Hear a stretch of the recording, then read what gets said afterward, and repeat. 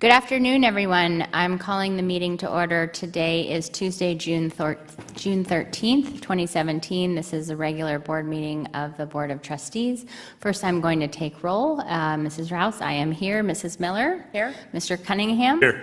Mr. Giannini will be here in a few moments. And Mr. Sherrier? Here. We do have a quorum. I would like to get a motion to approve the agenda. I move we approve the agenda as presented. Second. All in favor? Aye. Passes unanimously. Now is the time for public comment for items in closed session. Seeing no one here to comment on items in closed session, we will now adjourn. I'll take a motion to adjourn to closed session. I move we adjourn to closed session. Second. All in favor? Aye. Adjourn to closed session at 4:30 p.m.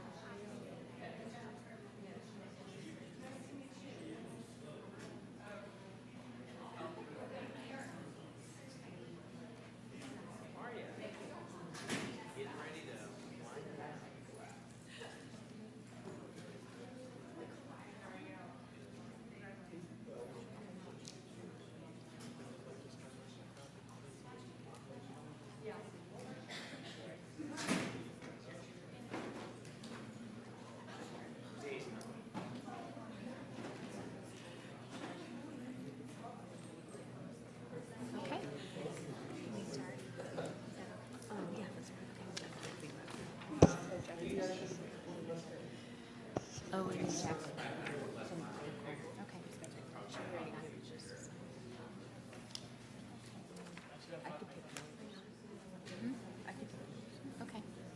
Should we start without Jackie?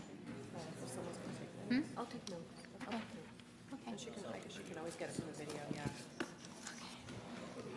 Good evening, everyone. Thanks so much for being patient and sorry to keep you waiting. Welcome to the regular meeting of the Board of Trustees. Tonight is Tuesday, June 13th, 2017. We are reconvening from closed session, and I do have something to report. The board approved a settlement and release agreement with Securely's licenses in the amount of $10,000 with a vote of, it was motioned by Trustee Cunningham, it was seconded by Trustee Giannini, and there were 5 votes in favor, so it passed unanimously. And now let's do the Pledge of Allegiance.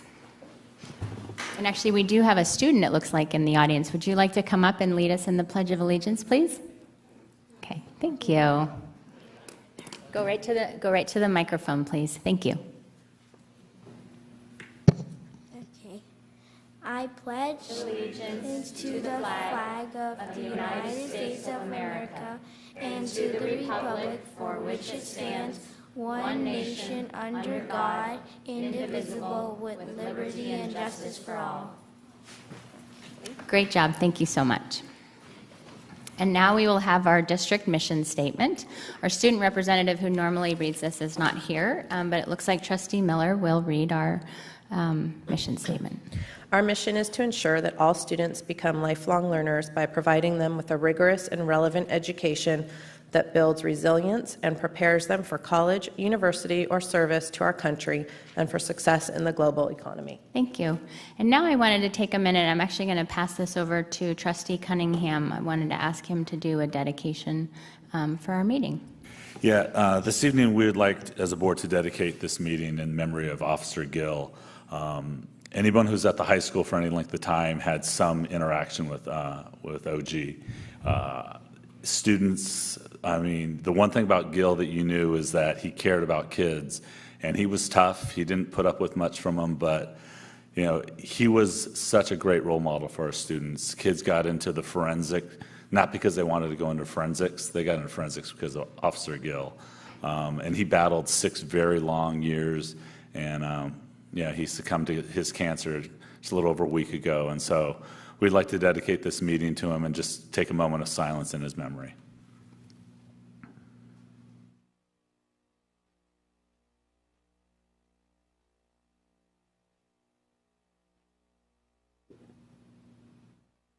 Okay, thank you very much. Now we're going to move on to our public comment period, and I believe we have some speaker slips. And we have 8 speaker slips, and so in accordance with our policy, each of the 8 speakers will get 3 minutes to speak. And so I will call you up, and I'll try and read 2 names so that everybody knows when they're coming. So our first speaker will be Canon Karinan, and followed by Ramya Ramakrishnan. You can come up to the microphone, please, when you're ready. Thank you.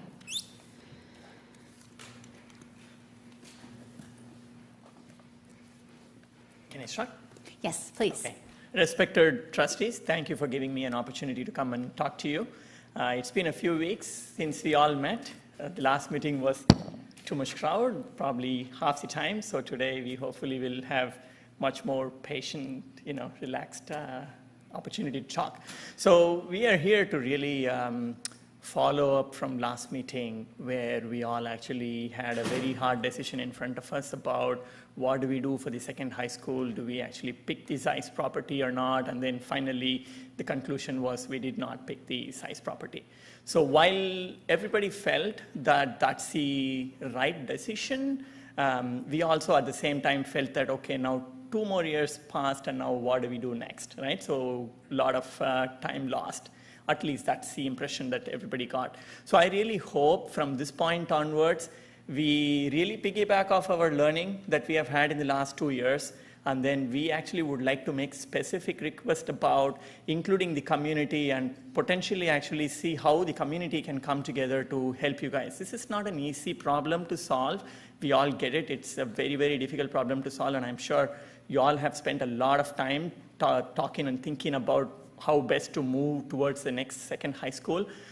We want to actually clearly state that we want to accelerate where we are and where we want to be, and we want the community to be equally part of this equation. So we would like to actually hear from you specifically on what's the next step from here onwards and how the community can help, right? End of the day, we all want a second high school. I'm not going into actually the same data points that so many speakers actually called out in the last meeting.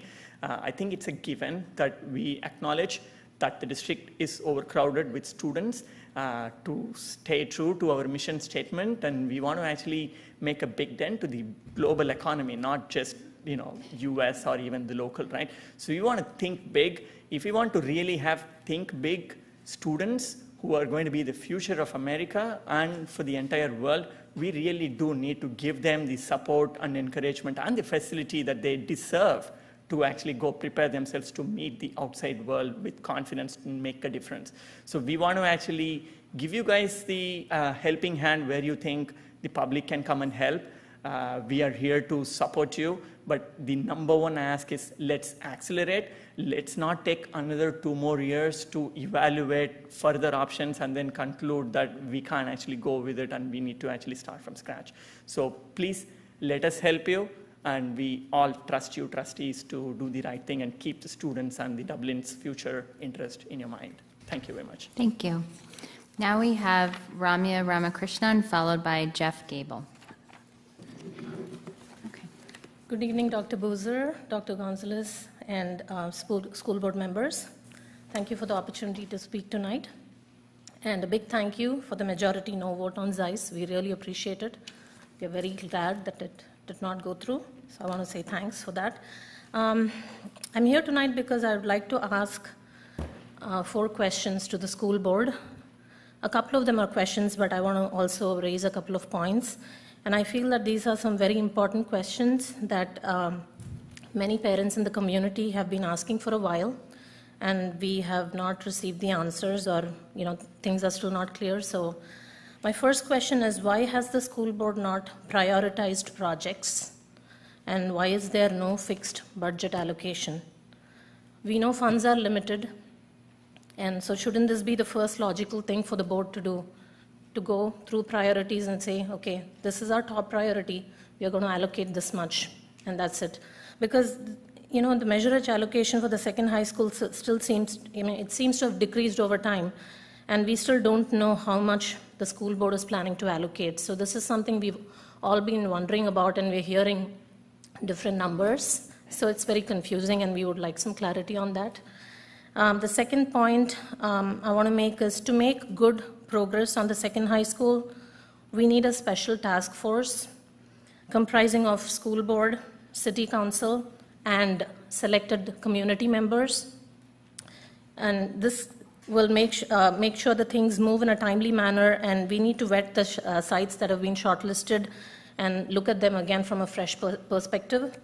And it appears that school board, city council, and the community share the same goal. We all want the same thing, so why can we not work together as a team? I think there's so much collective intelligence that we can all pool in and make this work.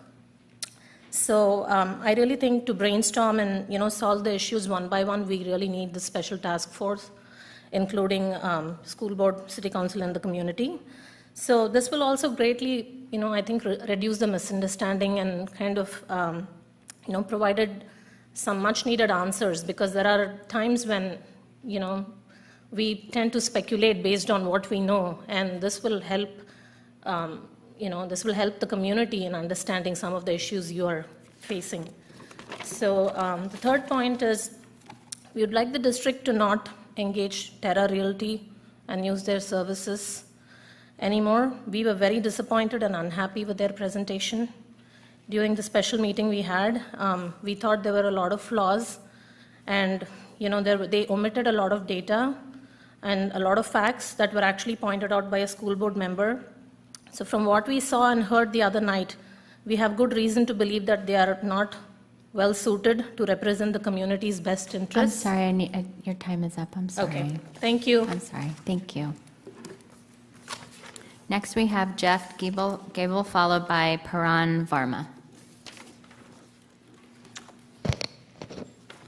Let's see, first of all, I'd like to thank the trustees. I don't fully grasp it yet, but over the last month, I've come to fully appreciate the amount of your personal time that goes into the board and towards the school district. And,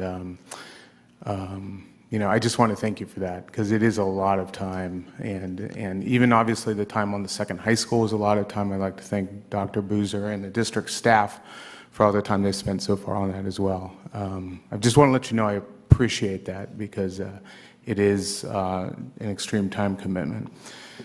Let's see, I wanted to talk about two or three different things, kind of echo a little bit on some of the previous speakers. Really, I wanted to present a proposal to have kind of a joint committee or task force to look at second high school options.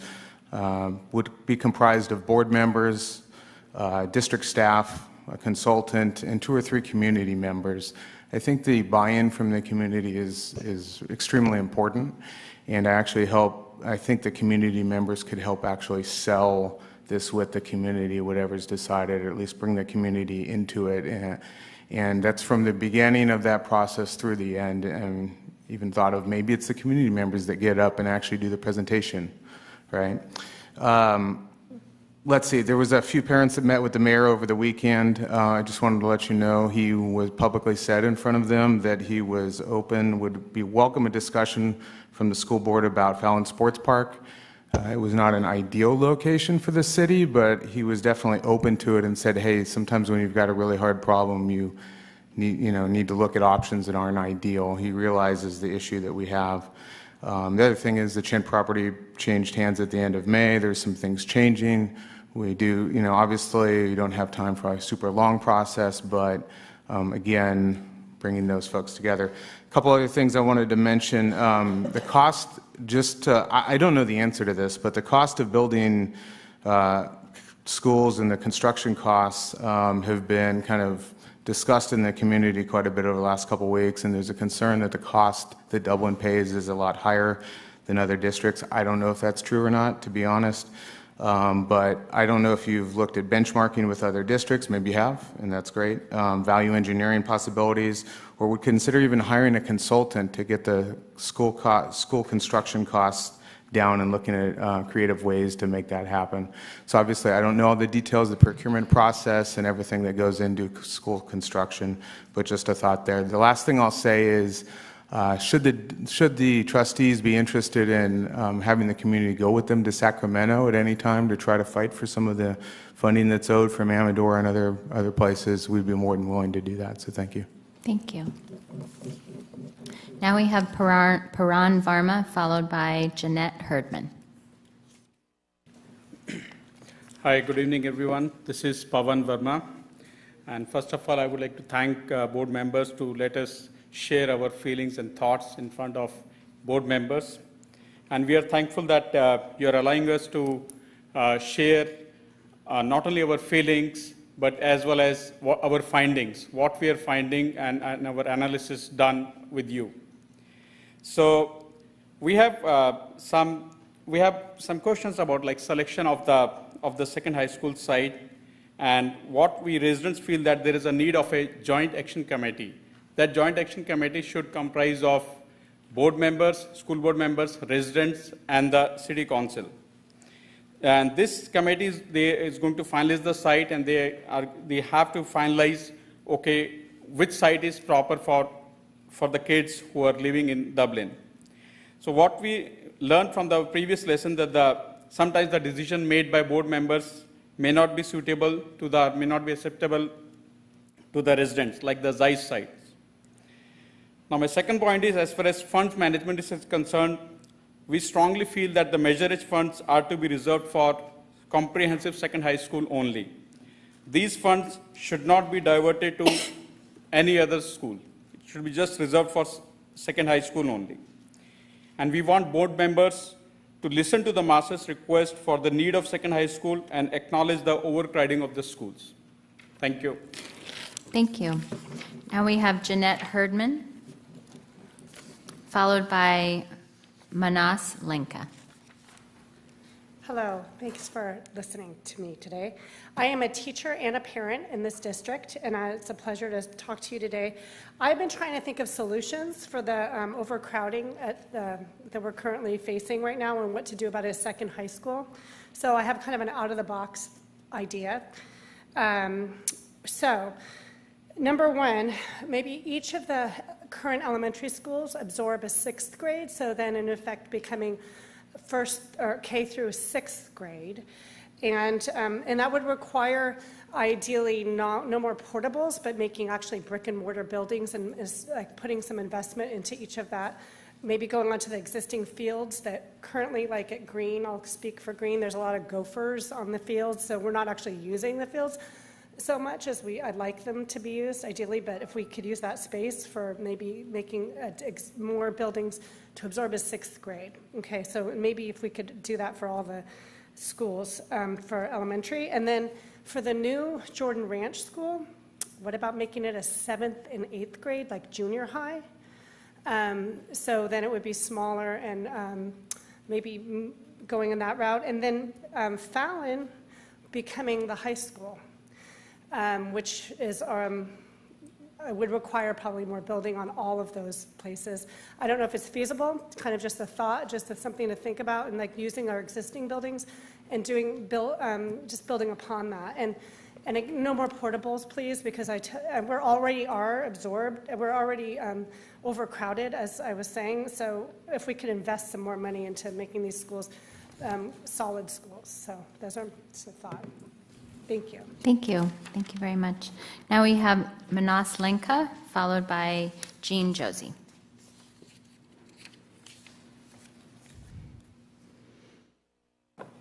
Hi, good evening, the trustees. Thank you for not selecting Jaish as a site. So I will like to repeat some of the same points that my fellow speakers already stated. So I will request the trustees to do a fresh start and constitute a task force or a land selection committee comprising of the school board staff, the city council members, like city council staff, as well as some of the community members. So it must be equal size, so 2 to 3 members from each of the group. And let them define the minimum criteria and review the full list of sites again. So they may use some of the stats collected by Teradata, but they have to independently draw their own conclusions. So that's sort of the minimum criteria is very important here. And later on, if there are issues or red flags or there are no alternative available, then the vendor can be hired just to look at those issues, not to have a vendor to go through the whole thing and mess up like we wasted 2 years recently. So, and the second point I have is the process, the bidding process, how the contracts are given for building of the school, like say the science building. We are spending for 15 classroom or labs, $32 million. But at the same time, recently we have newspaper reports in San Ramon for Dorothy Valley High School. They built 12 science classrooms, including 7 labs. They have built at a cost of $7 million. So I don't know exactly the details, but this is what the newspaper report says. And so looks like our costs are just 4 times of what they spent. And in this particular case, the builder has donated the $7 million to them. So why not the same builders donating here, and why they are like city council and the school board are able to negotiate there, and why not here? So I think that transparent process needs to be looked at, and so that the credibility, I mean, this definitely raises a question of credibility, why we are not having the competitive bidding process. And the third thing I would like to say is that the Measure H fund, there is, although the priority has been defined, there are 3 priorities, and at the same time there are some additional priority, but there are some confusion about people sort of bringing up like the elementary school for Dublin crossing and other things. There is some confusion. We don't know what is the root of the confusion, but there are confusions. I'm so sorry, those your need to be time is clarified. up. Thank you. I'm sorry, thank you. Now we have Jean Josie, followed by Surinder Virk.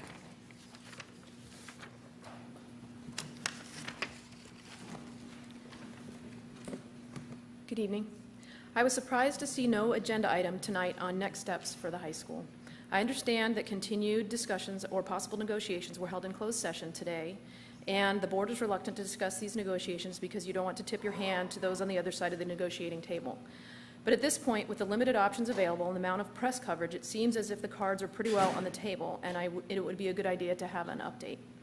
It would also be a good idea to let the public know what the board and each member is thinking. I know you had a little bit of this what's next discussion after your Zeiss vote, but given that it was about midnight and emotions were running high, I think it might be a good idea to have another public discussion on this issue. And when I ask for public discussion, I don't mean on social media. With respect, you have a public platform. It doesn't help the community to be receiving mixed messages or stirred up emotions from our elected officials on the school board and the city council on social media. And speaking of social media, city council members went on social media last week and offered their help, and in fact urged the public to demand that the city council help the school board. However, the city council did not then take the steps at their last meeting to agendize a discussion item to discuss potential sites. Please take them up on their offer to help. Please formally request that the city council agendize a discussion item on how they can help, and ask them to rule out or rule in some of the sites the public is demanding information on, such as Fallon Sports Park, Emerald Glen Park, the Chen property, and the Promenade property. Finally, and this is to all of our elected officials in Dublin, school board and city council, thank you for all of your hard work. I know how much time you are all putting in for our community, and I appreciate it. Thank you. Thank you. Now we have Surinder Virk, followed by Stacy Denning.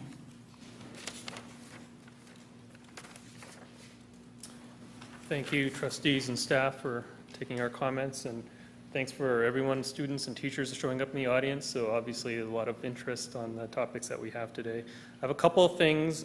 First thing I wanted to talk about was Citizens Bond Oversight Committee.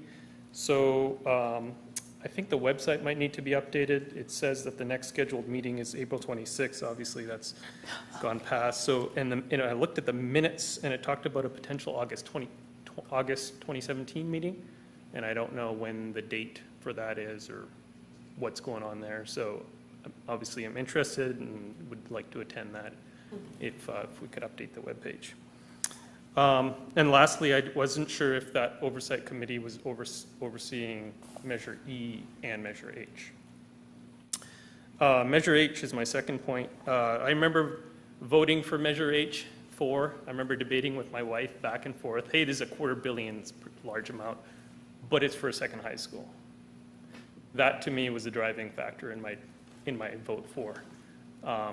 I think most people in the community thought that's what it was going to be used for. So when I see money being borrowed for Amador or Cottonwood or being put into the 3-story building, $30 million building over in DHS, kind of irks me a little bit because I'm not sure if we're going to get that money back from the state or what's going to happen there or when that's going to happen. And I thought $250 million would be more than enough to build a second high school in the city. So just wanted to hope that you hear that message, and I hope that kind of echoes broadly across the community. At least that's what I've been hearing when I talk to neighbors and people around over, especially where I live over on the east side. Definitely a lot of issues amongst parents and kids trying to get into DHS during the peak time and traveling across the city and whatnot. So having a second high school, I thought, was the primary purpose of Measure H, and I hope that we can still go through with that. Thank you. Thank you. All right, and now we have our last speaker. This is Stacy Denning.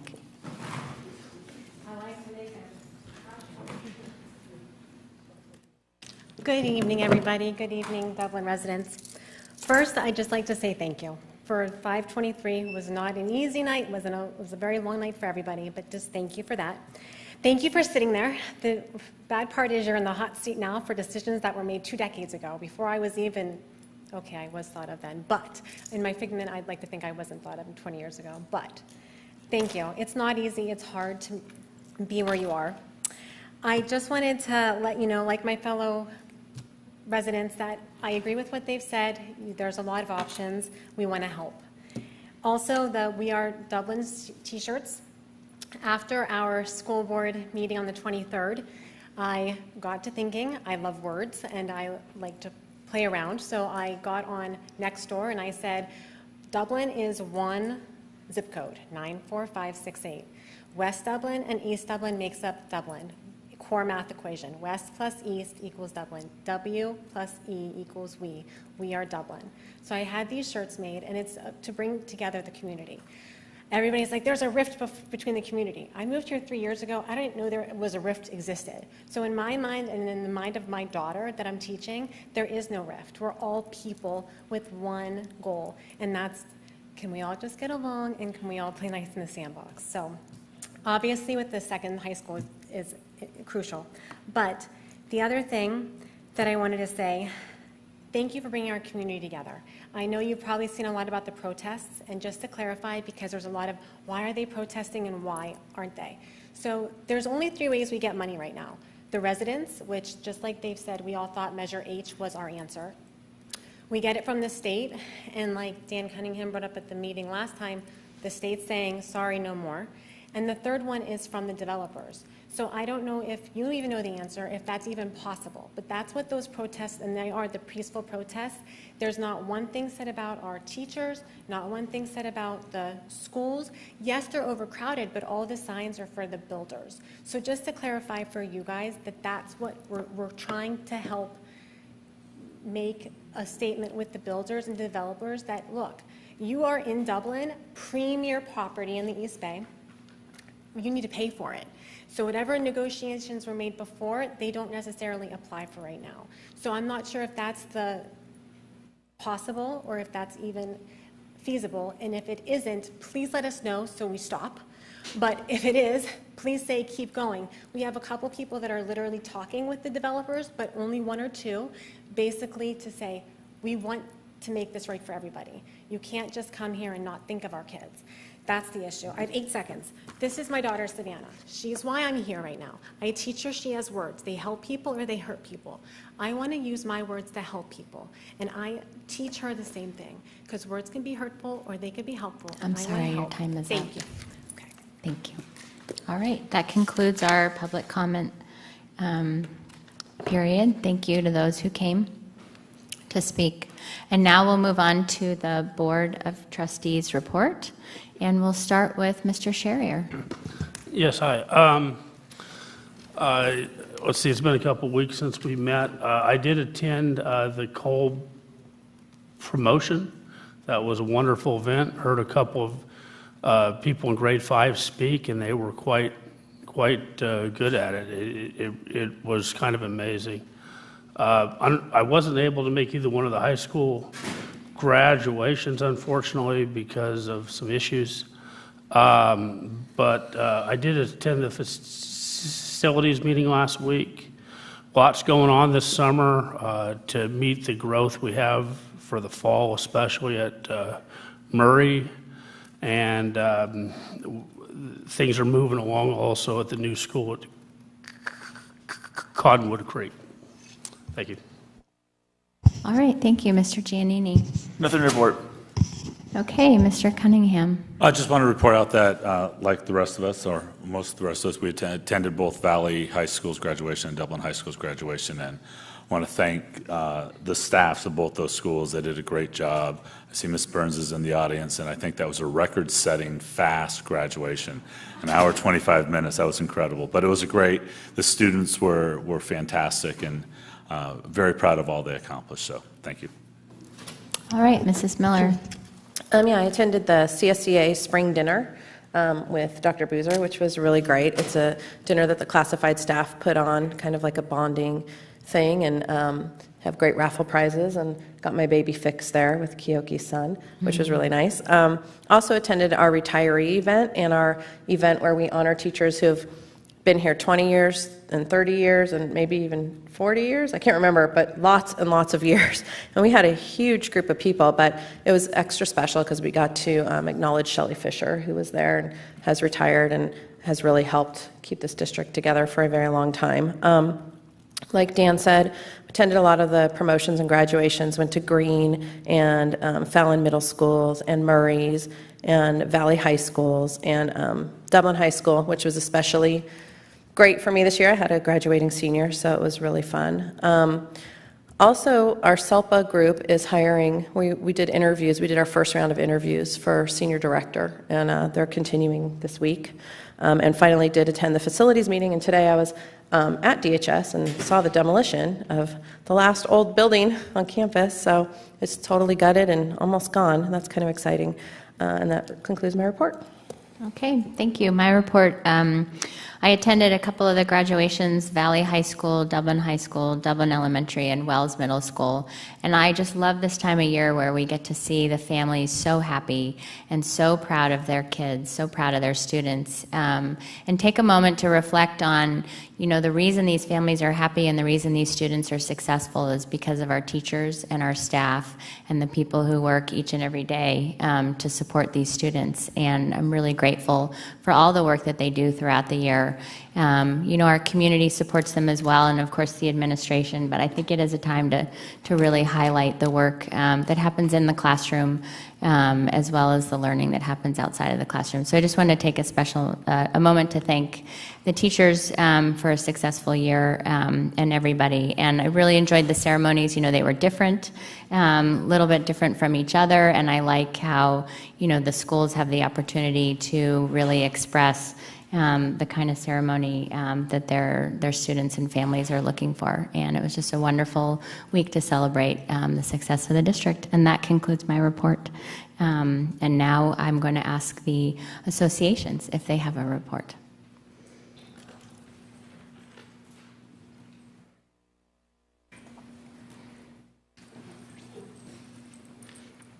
My first one by myself. Good evening, Superintendent Boozer, President Rouse, trustees, members of the community. My name is Robbie Kreitz, and I am the president of the Dublin Teachers Association. This evening, I am here to speak to you on 3 topics: respect, truth, and gratitude. I would like to start with gratitude. I would like to publicly thank each and every teacher, counselor, specialist, and nurse for their dedication and hard work in closing out the school year. You went above and beyond to ensure that the needs of our students were the priority. Thank you also to the trustees for the ongoing acknowledgement of the work we do at our schools. It is going noticed. Thank you. Truth. It strikes every certificated employee odd, but we are not surprised because this is the standard for Dublin management, that 1 week following the close of the school year, there are 3 new district leadership positions posted. When these positions were posted, my email exploded with questions because we have been told all year in bargaining that the district has no money, that we were, quote, deficit spending. Is it that the district has no money, or is it that the district has no money for teachers? We were living in the best example of the unknown. The DTA bargaining team has been bargaining with the district since May of 2016, and over 1 year later, on May 15, 2017, impasse was declared. We are stuck on fair compensation. We have been told that the district can't sustain an ongoing raise for 3 years out, but when 3 weeks later, 3 new leadership positions are posted, we can't help but wonder, does the district tell us the truth, or is it that we are not the priority? Growth in ed service leadership positions is the priority. On the topic of truth, what are we to believe? I have members who have shared that board members have reached out to them stating, and I quote, "Your union is not telling you the truth. We have no money."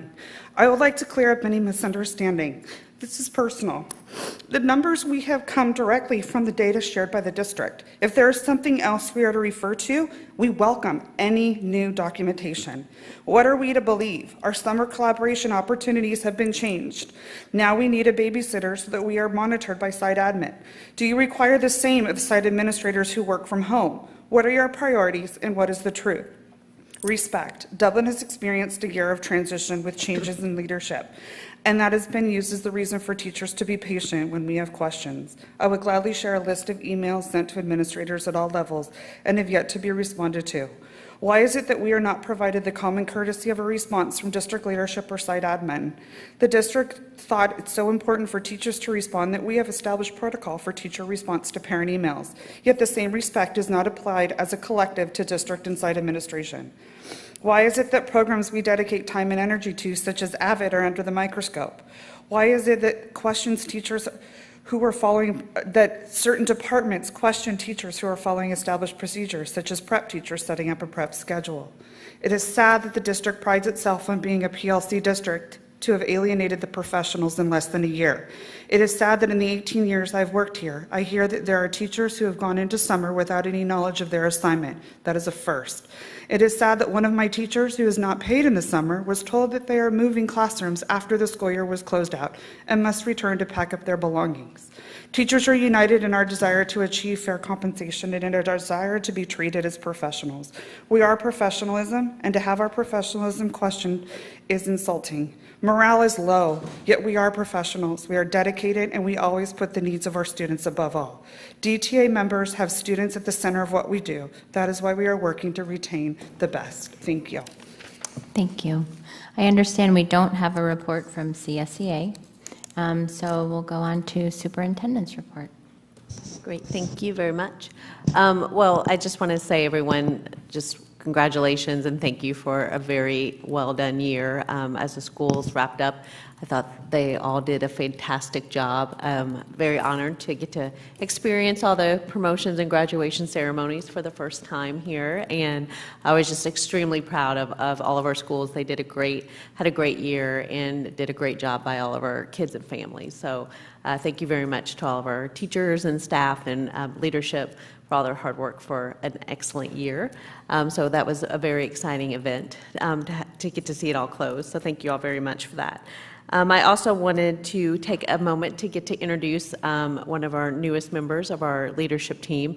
We're very excited. For those of you that may not be aware, we haven't had a chief business officer since October of last year. So we have been on the search, and we found who we think will be a fantastic addition to our new team, who comes with lots of experience. And I'm going to pass it over to Mark to introduce formally and read his bio of Mr. Joe Serrera. So Joe's in the back. He can come on up. Come on up and join. Yes. Mm-hmm.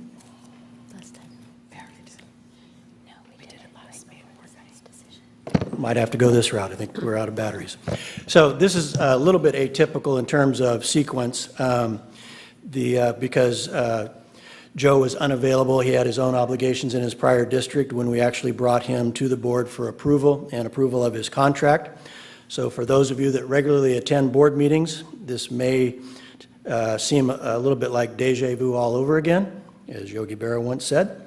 But is it indeed my pleasure to introduce Claudio Joe Serrera.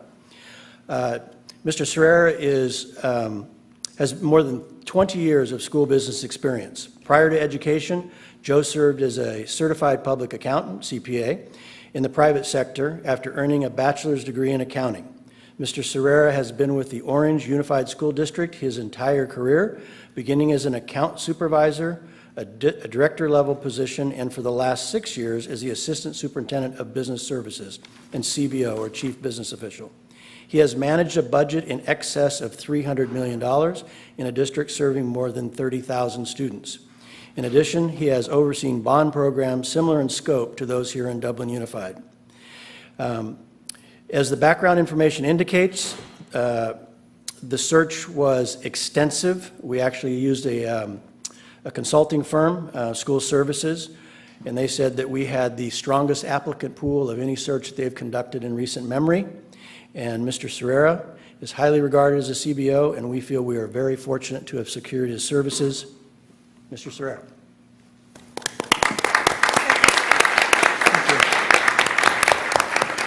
President Rouse, members of the board, and Superintendent Boozer, thank you for the opportunity.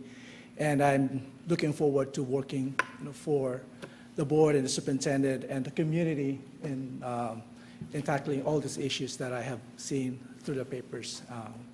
My exact date of employment is on July 17th, but I'm getting emails already and things like that. So I'm excited. And again, thank you for the opportunity.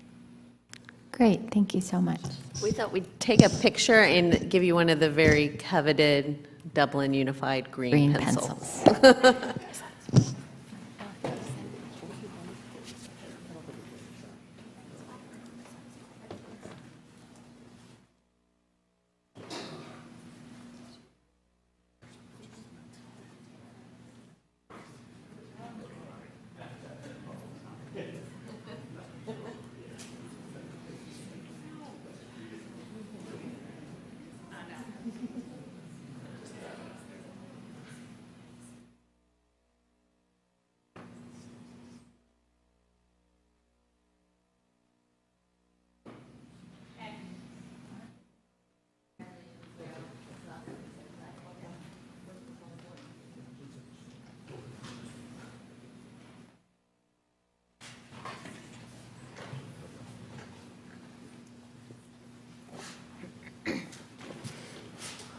All right. And now we'll move on to the consent agenda. Do folks have items to pull tonight? I have a couple. Others? I have several myself. Okay, would you like to let me know what they are? G9, G10, Yep. G11, Yep. G18, G20, G21. Okay. How about, does anybody else have items? Okay, and then I'm pulling 16 and 17. So how about, shall we go through them individually, or do you want to call for separate votes? Do you have separate just questions? I think all but 18 for me will require an individual vote. An individual vote, okay. 18 I just have a comment on. Okay, so let's start with 18. Okay. And see if we can include that in the rest of the consent agenda. This is a service contract for a project manager. I believe we had extended this contract about 6 months ago, and this is another 6-month extension, which I'm willing to vote for this evening. I just point out that this process happened back in 2013 to select the project managers we have. And if this comes back again for an extension in 2018 with a process that happened 5 years ago by that time, I'm probably not going to be able to support it at that time. I don't really like us to start a process. It may end up being the same in individuals, that's fine. But I think we owe it to the people that support our schools to go through a process on at least every major number of years. Okay. So. All right. And so you're saying you'd like a separate vote on the other ones that you pulled, 9, 10, 11, 20, and 21? Is That's that correct? correct. Okay. So we'll hold those for a separate vote. Perhaps now I'll ask my questions about 16 and 17. This is the approval of change order allowance for Cottonwood Creek School Increment 2, and also I believe the number 17, is that the change order? It's written differently on my paper, I apologize. And then that one also is adding a contingency. So I do have some questions about this in terms of, I guess, as I look at this and I think that, we've increased the scope of the school, we've increased the cost of the school, and so at first look, when I look at this, I don't understand why we're adding additional funds to maybe be spent, maybe not be spent, but it's giving me pause.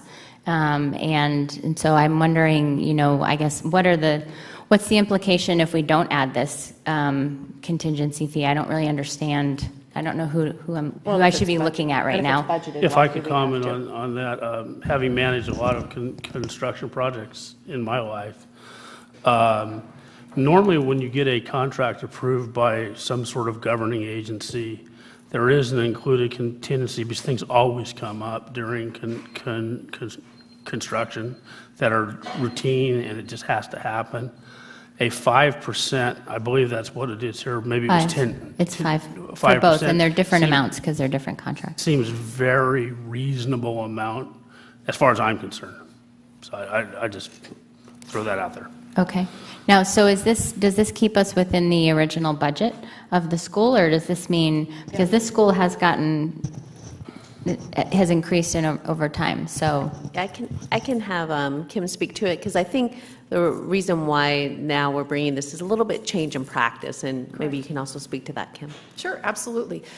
So the reason for the change is that in fact, internally, we used to manage the change order process and have the board ratify based on sort of the change in process that we've undergone over the last 6 or 7 months. We've worked with legal counsel for how to establish a new process so that you are aware up front of the amount of money that we are including in the contract for the change order allowance. It's an element within the overall budget for the project. It doesn't change the total budget authorization. The budget that you have previously approved had a change order and contingency allowance in it. We are simply highlighting for you now, as part of the approval of the contract, that we would like authority to allocate up to 5%. The way that process goes, so that you understand the community as well, is that the change orders are requested by the district, submitted through the contractor. They're reviewed by facilities and approved or assessed for cost validity. They are then, and the architect, they are then forwarded to the superintendent for approval with regard to the authorization, and then ratified by the board ultimately. But again, to be completely clear, it is simply a documentation of a process and an acknowledgement by you, the board, that part of the budget that you have previously approved will be allocated potentially to this contract. You will go through a ratification process. To the best of my knowledge, this budget for Cottonwood Creek has not increased since the original budget authorization by the board. We are still under a $67 million budget. That has not changed from the beginning of this project. Okay, so by approving this, then we're staying within the budget, and in particular, we're staying within the contingency budget. And then when we see items like this come back in the future, will they come back together then next time when we have a new contract and you'll show us what the contingency amount is, or will they always come this way where we approve a contract and then later we allocate a contingency amount?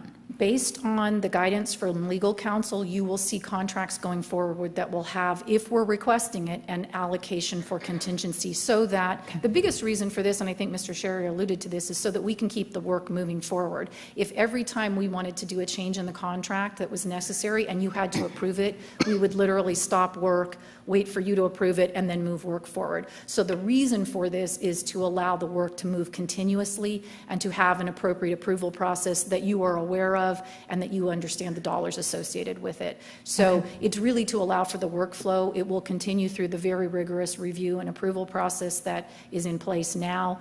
And what will occur is the board will do a ratification action that will typically bundle several change orders into a DSA identified change order amount that will be fully documented and available for you to look at. Okay. And if I may, I think it also helps to aid in transparency for public, because, you know, as the public has commented, school construction is a very complex world, and to understand really what dollars are being spent on what parts of the construction, because the way that we've typically done it is, you know, we bring a full construction budget, as Kim mentioned, that would cover the entire project, including soft costs. So that also includes technology, buying furniture, books, everything to really get the school ready to open. So that's the big budget. And so this is helping, I think, to define our construction cost even clearer for the public and for the board, of course. Okay. All right.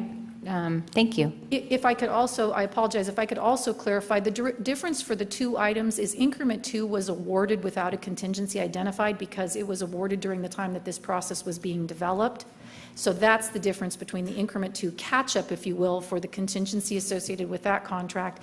Increment 3 now has the new procedure in place, and so going forward you will see contracts that look like increment 3. Okay. All right, okay, and I can see that now. Great, thank you so much for the clarification. Okay, so should we? So with that being said, I'll move that we approve the consent calendar with the exception of items G9, G10, G11, G20, and G21. Okay. I didn't hear you on your mic, sorry. Second. All in favor? Aye. Okay, that part of the consent calendar passes unanimously. And now, would you like to ask questions about G9? I would. Thank you Yes. very much for that Yes. opportunity. I was confused on G9. There are two, let's see, it's not pulled up here. If we go down the item a little bit further, where it shows the actual items, there's two things. There's the cost associated with the budget for next year, plus there's the actual agreement. My question is, are we ratifying the agreement as well as the cost for next year? Or are we just approving the cost for next year? We are just approving the cost for next year. Okay. So at one point, do you know the meeting that we approved the agreement? This agreement was approved back in 2010. I'm not sure we approved agreements back then. So are we being asked to ratify this agreement at this time? Because if we do, that's where I have the issue, so. So I'm not exactly sure on the logistics. What I wanted to do is make sure that the board saw a copy of the license agreement that coincided with another year of agreeing to this term. I don't know what was done back in 2010, but I wanted it here as a reference in case anyone had questions. Okay. I see that. I mean, if the agreement's already in place, the agreement's already in place. But if it's never been ratified by the board and we're being asked to ratify it this evening, I have some issues with the agreement. So do we know if this has ever been ratified by the board? I can go back and check. That predated us, but I'll go back and look it up. I know the board approved the original Infinite Campus change. You think this has already been before the board? I couldn't tell you if they included that document in there, but I know they presented Infinite Campus to the board, and the board approved Infinite Campus. Okay. Because I forget what it used to be before. Okay. Okay, if that's the case, and we're not being asked to ratify this agreement, then I no longer have an issue with this item. So I'll move that we approve item G9 Second. Of the consent. Okay, all in favor? Aye. Okay, G9 is passed. Similar question on G10 and G11, the agreement. Once again, we have the individual agreements for certain students, but my issue is with the master agreement. It said at the very end of the master agreements this was approved earlier this year. Does anybody remember approving this master agreement? Because I don't. Do we have, and it said it was approved in April, and I went back and looked through the consent calendar of both April meetings. I couldn't find it. So it sounds like we may be being asked to ratify this agreement, but if I'm incorrect, if I could be corrected on that, I'd appreciate it. I think it was ratified because these contracts were, it's up for ratification because these contracts were already in place. They've been in place for 3 of them for a number of years. This is the 2017-2018 agreement, so this is a new agreement. That is, well, it's a new agreement. Yeah, and so my specific question is, have we ratified the 2017-2018 agreement at a board meeting? I do not believe you have. Okay, then my concern is the unequal indemnification. If you want to go to, I don't know where it is, page 8 of 29, basically we're being asked to, I'm sorry, the contractor is being asked to indemnify us only for their sole negligence, while we're being asked to indemnify them for the gross negligence. It's an unequal indemnification. The threshold of meeting sole negligence is quite high, and yet we're being held to a lower threshold to indemnify them, and it is not a well-worded document, and I can't support it. Probably others will, so I just put that out there. I'm going to vote no on this one. Can I respond? Did you bring that up beforehand? I just saw it. Is it okay to respond? These, Yes. the masters and the individual service agreements are developed through a Region 4 SELPA group. The districts, San Francisco, Marin, Sonora County, all the districts around here, all the SELPA directors meet annually. They meet with all of the non-public schools and agencies, and they set rates. So that contract actually came through the regional SELPA agency. But why did they, I mean, this is questions we should have been asking the SELPA people.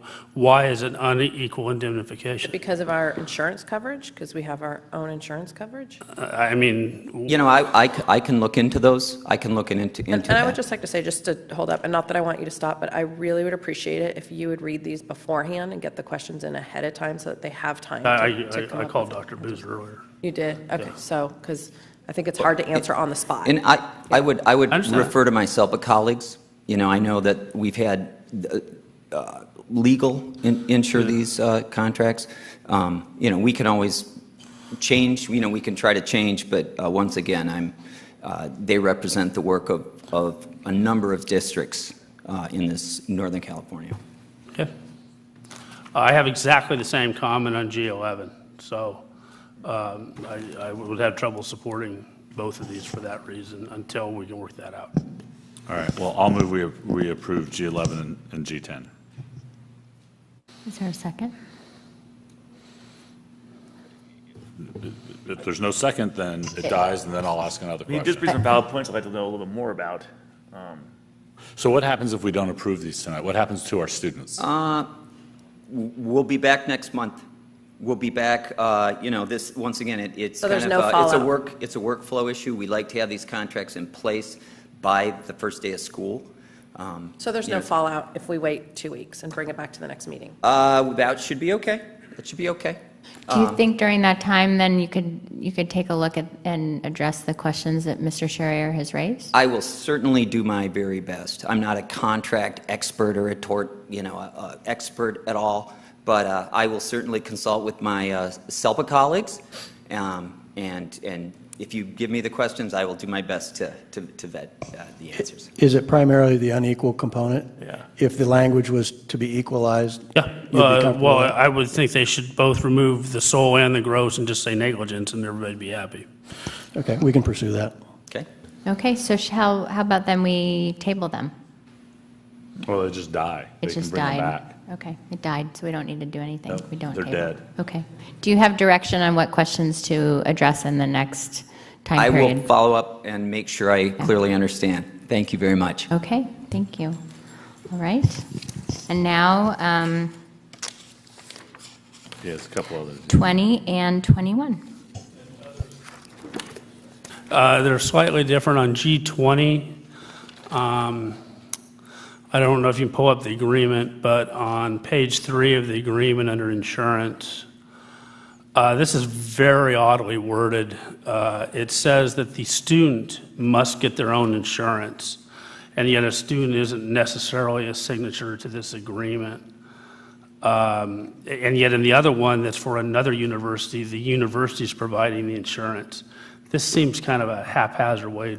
Well, way to it's the student teacher that has to provide their own insurance, correct, Mark? So, Well, in the- I'm going to ask you a silly question. Why do I care? Because we have no way to verify if that insurance is in place or All you have not. to do is ask. We have no way to make, the normal, when we're entering into agreement with another party, that party should be the one providing the insurance. Well, I mean, if the student has to provide proof of, if the student has private insurance, they can't come on campus so they provide proof of insurance, just like any Yeah. contract we have. We're asking a student to provide professional liability insurance. That's very difficult for a student to get. It is really not. It's fairly, I have professional liability insurance. I do too. It's inexpensive stuff. Mark, is this typical protocol for Are we student looking teachers? at West Florida or San Francisco? Yes, West Florida. Item D. Yes and yes, we're looking at both. But the provision's not in the University of San Francisco. No, I have no problem with the insurance on USF. It's the one from Florida. On page 3 under insurance. In fact, I think it's up on the screen here. It says that each student at their own expense must get professional liability insurance, yet our agreement is with the university, not with the individual students. I find that very awkwardly worded. I'm going to be speculating here, but it is a requirement of West Florida that their students do that for them to be considered to be a student teaching agreement. I'm happy to go back. And I'm not quite sure how they get professional liability insurance when they're not even graduated into the program yet. They're not a professional yet. So, I mean, it should be general liability insurance if they do something against a student or something. We don't really care if they do a good job teaching. We care if there's, some sort of issue with student-teacher contact. Understood. And I'm not aware that we have a student pending on this, so I'm happy to take this one back and see if we can make an adjustment, if an adjustment's needed. I'm fine with that if, Again, I don't think it's time sensitive, so I could put it back on Okay. in 2 weeks. all right, so we'll bring number 20 back, and how about number 21? Okay, number 21, finally, thank you for indulging me, is the same similar thing on the USF agreement for student teachers. They're wanting us to indemnify the University of, not indemnify, they want us to defend the University of San Francisco, which seems a little much to me that we would defend someone that's providing us with a service. It just seems uncalled for to me. Well, unless the student teacher ends up suing the University of San Francisco and us for something that happened on our campus, then if I was University of San Francisco, I'd want you to defend me. Okay. It seems like they're asking us to help them, and we're kind of in the driver's seat on those particular requirements, and most of the other indemnifications we get do not include the word defend. That's a pretty strong word to put in. But not uncommon in contracts. Not uncommon, and I did check with legal, and they felt that it was a fairly standard approach and reasonable. Okay. And it is, in that particular one, it is also a mutual indemnification. Yes, everything's fine with all that. I just think defend was a little much, but I will go with the crowd on this one. Okay, so do I have a motion for G21? I'll motion that we pass item 21. Is there a second? Second. All in favor? Aye. Aye. So G21 passes. All right, great, thanks you guys. Now we have concluded the consent calendar, and now we're going to move on to action items. First item is Business Services School Facility Needs Analysis, and I'm going to turn this over to Dr. Boozer.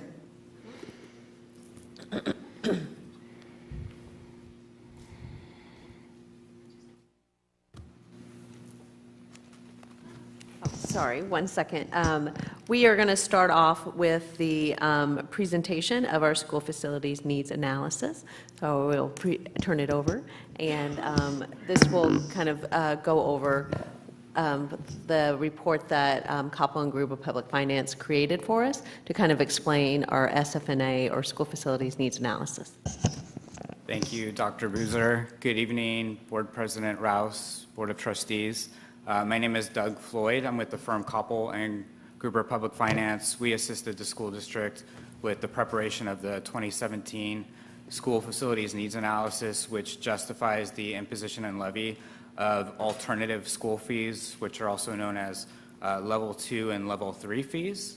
I recognize that the board has been immersed in the developer fee topic for quite some time, so I'll try to keep this as brief as possible.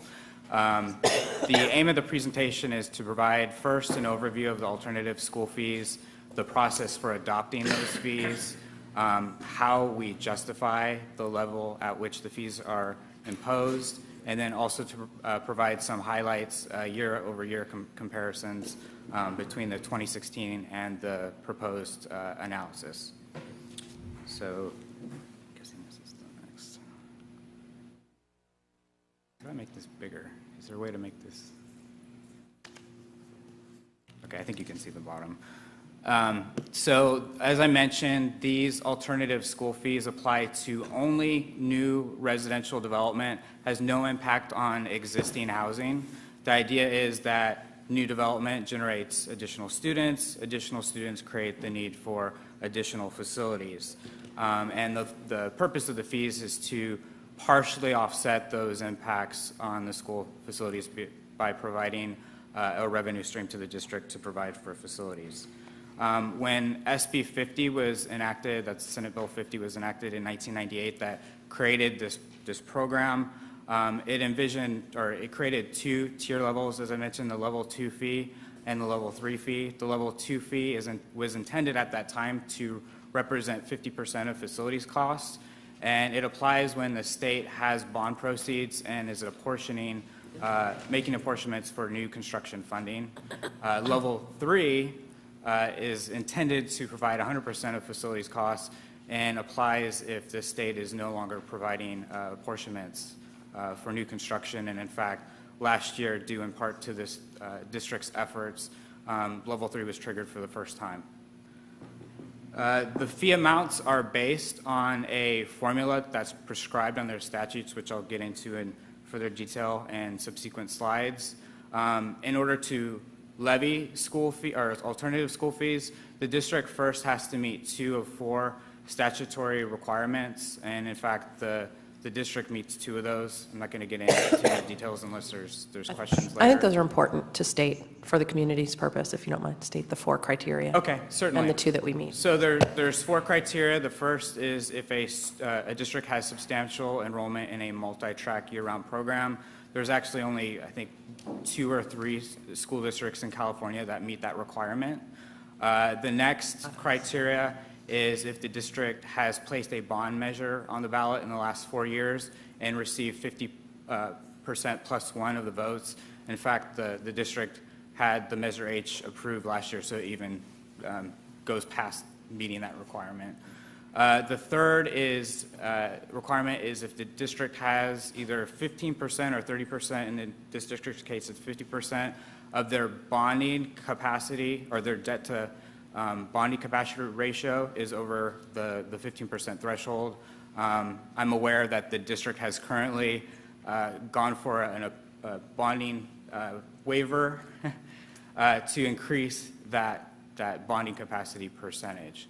That actually doesn't affect the fee, but it just means that you do indeed meet that criteria. And then the last criteria is if the school district has over 20% of the inventory of portables to the total inventory of classrooms in the district. So that requirement is not met. Thank you. You're welcome. Of course, the next is that the school district has to prepare a school facilities needs analysis we have done. And if the school fees are adopted, they are valid for a maximum of 1 year. That's why we're here tonight, is that the district last adopted alternative school fees on June 14th. So if they're not approved, it would actually lapse and the district would be levying the level 1 fee, which is $3.48 at this time. That's on a per square foot basis.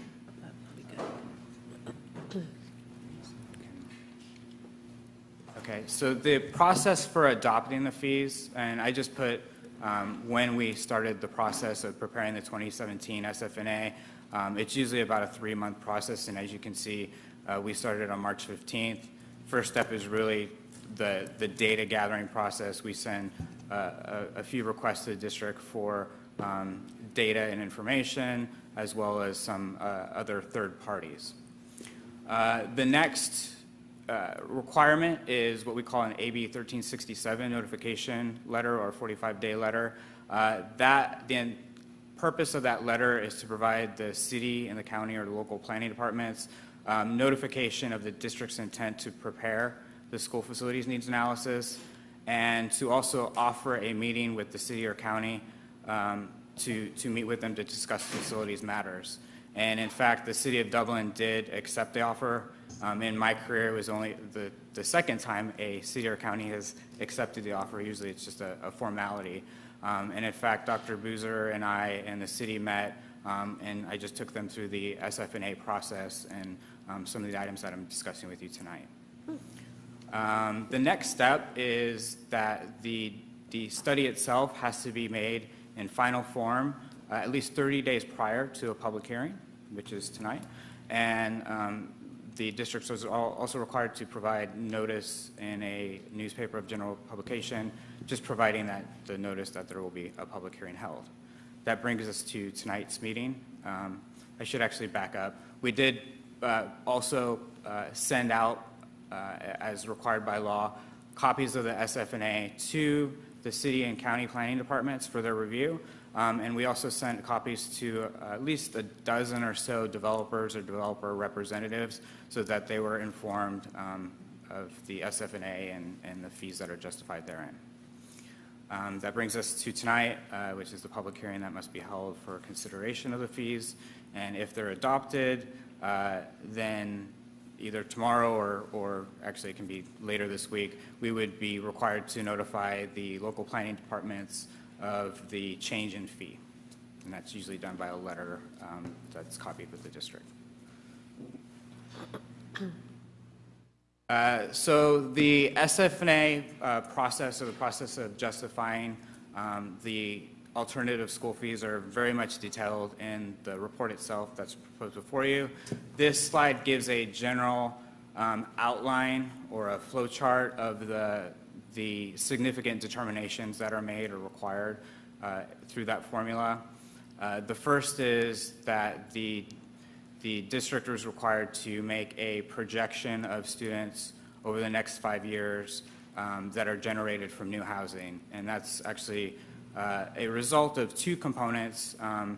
The projection has to be based on historical student generation rates. Student generation rates are the average number of students residing in a household. And we have to do it by 3 separate categories or residential types.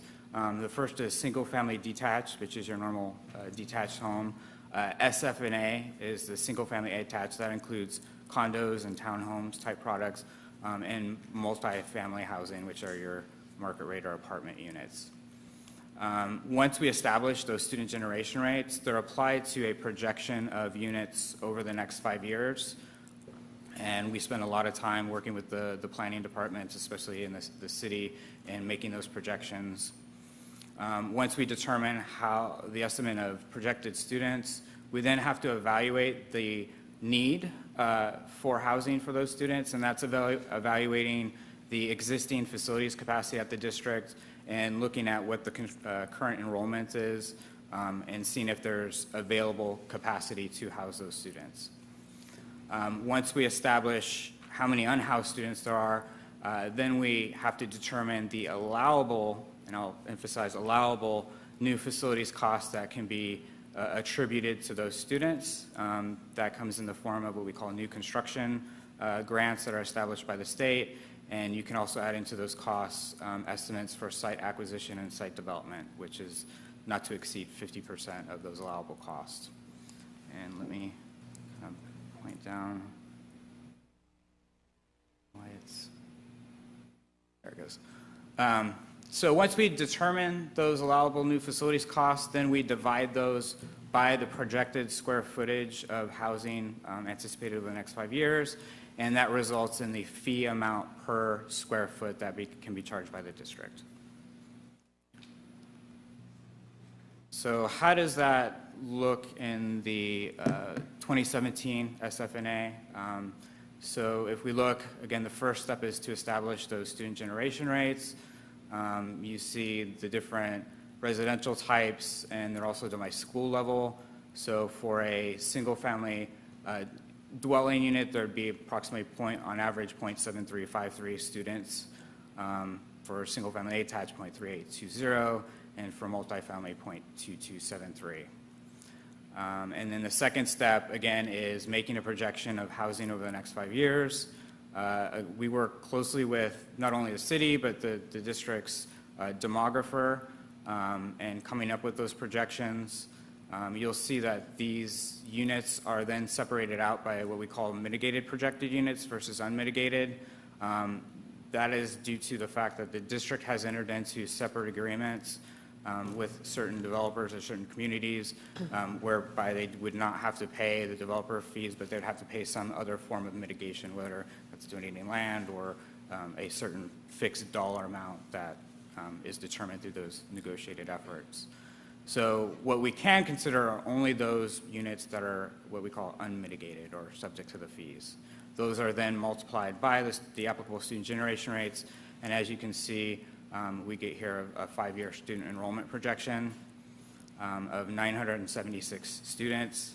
Again, I'll stop to emphasize here, the demographic report prepared for the district this last year anticipated about 5,000 new students over the next 5 years, and that's because they include enrollment growth from existing housing. They're also looking at the projected enrollment from the mitigated projected units, whereas we're limited to just a subset of a subset, really, of looking at just the unmitigated residential projections.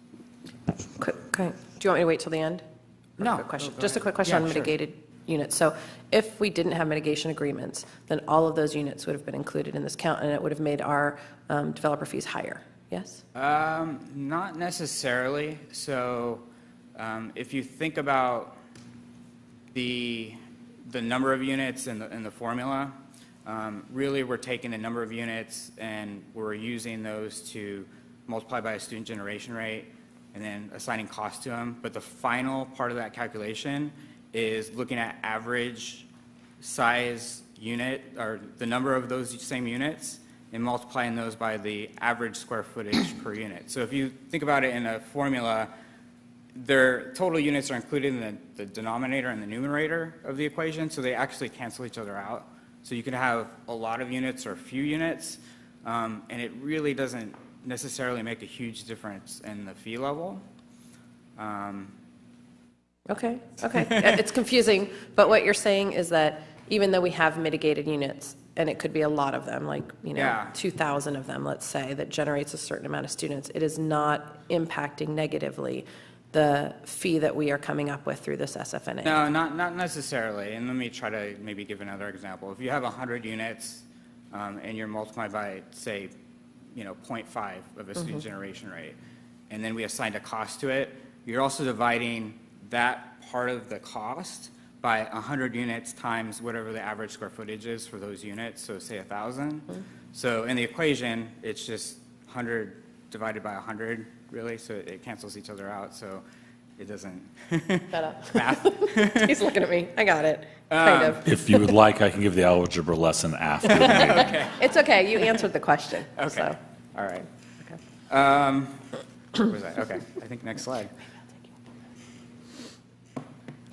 So now we get into the evaluation of available facilities at the district. And the way we evaluate existing facilities capacity is really per a state method, and it only includes facilities capacity added through the state funding program.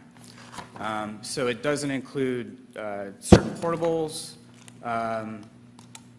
I don't think actually Amador is included in here because it wasn't funded through the state program. So I'll get into that later, but that's how we have to calculate the facilities capacity.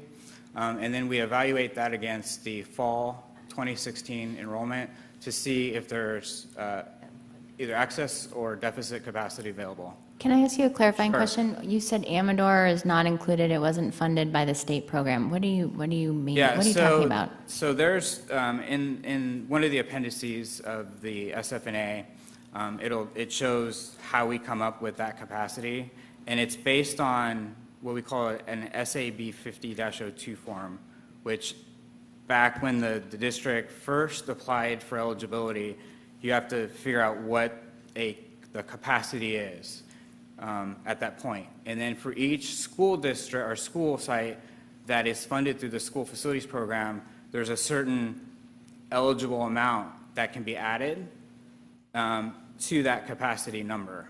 And then that's how we arrive at the facilities capacity that you see on the slide. So are you saying you didn't add the Amador capacity because the state never gave us any money for it? That's correct, and that's per the statutes. That's the methodology that we have to follow. Okay. Awesome. What's that? Nothing. I did. I meant to say that. I had a question on the other part of this. Sure. The school facility is required.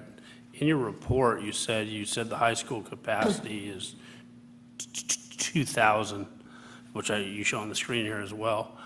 And you said that was based on your survey of possible potential sites, and that's the most it could hold. And that's in the report published. That's not something we really want to have published in a report until the board has decided what we want to make the school, the potential capacities of schools.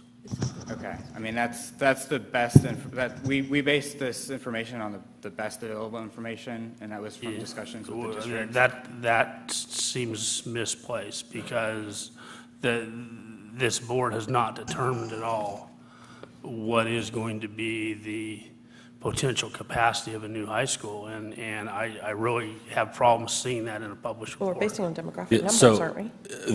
I guess why I don't have an issue with it is because we as a board say, we only want the high school to have 2,000, or we want it to have 2,600. Right. It could have a negative impact Right. on. Obviously, the 0.09 will go down to 0.07, but the total, I think, on the next page makes up for it. So it kind of balances. It's the same algebra deal. So. Yeah, I mean, I think last year we had, in the report, we had a capacity of 2,500. That was based on the facilities master plan. And we changed it based on a note from either one of the district's consultants or the district staff. So we're trying to use the best information that we have available to us. The issue I have is you're asking us to approve a report that says the new high school capacity should be 2,000 when we've never, ever decided on that. But he's also asking us to approve that elementary schools and middle schools capacities. And so, I mean, do you want to just scan the whole thing?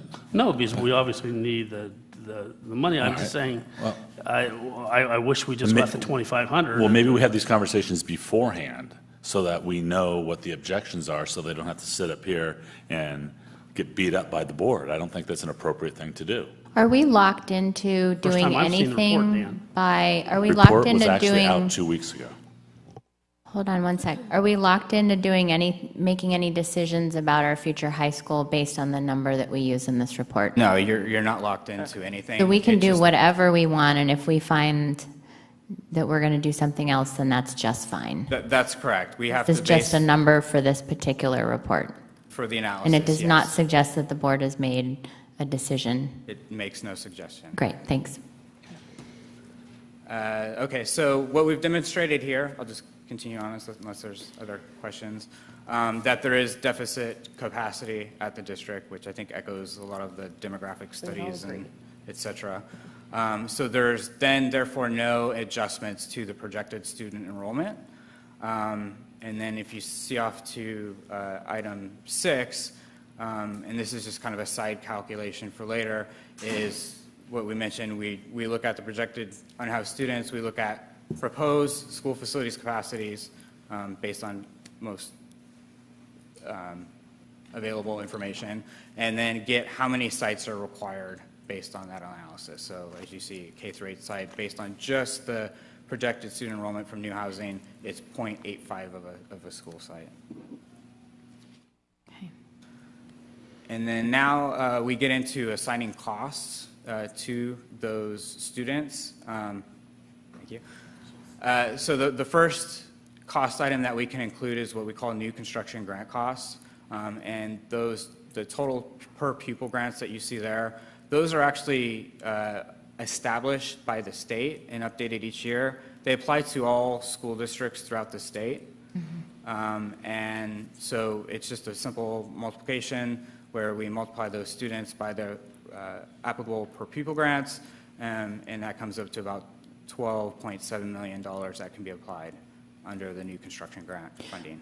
So you alluded to this, but can you go into it a little bit more? So the total per pupil grant, that's something that's set by the California Education Code, is that right? Yes, It was set maybe 20 years ago, around? Yeah, about 20 years ago. Okay. And it grows at a very small rate? Yeah, it's year? adjusted by the state allocation board typically January. Okay. And they've changed the index over the several years, but it's usually based on a construction cost index. I think in the past years they've used the RS means index. Which is low. Which is low. It's about 4%. So is this fee puts us on the same level as, say, Reading to build a school or for us to build a school? Yeah, They're all I mean, the there's same fee. So it's the same number that's used for every school district in the entire state of California. That's correct. So it has very little relevance actually here in Dublin, but we are required to use this number. That is correct. So even though we might say it costs $70,000, not including land, to put a student into a seat, in fact, we're going to use $12,000, $13,000, and $16,000. You're limited by what the state says that you can use, and these are the per pupil grants that Okay, are thank you. So the next item is you can add to that certain site acquisition and site development costs. And so what we try to establish is what the allowable site acquisition would be. Both site acquisition and site development costs that are used in the study are still reflective of the construction of the Amador site. And the reason why is site acquisition costs have to be based on either an appraisal or actual cost experienced by the districts. And so the last appraisal that's available to us was for the Amador site I think at the time it was about $3 million an acre. And for site development, we received preliminary estimates for the Cottonwood Creek site. Unfortunately, those were a little bit too preliminary for us to use in the study. I did plug it into the model just to see how it would affect the fee if we use that at this time.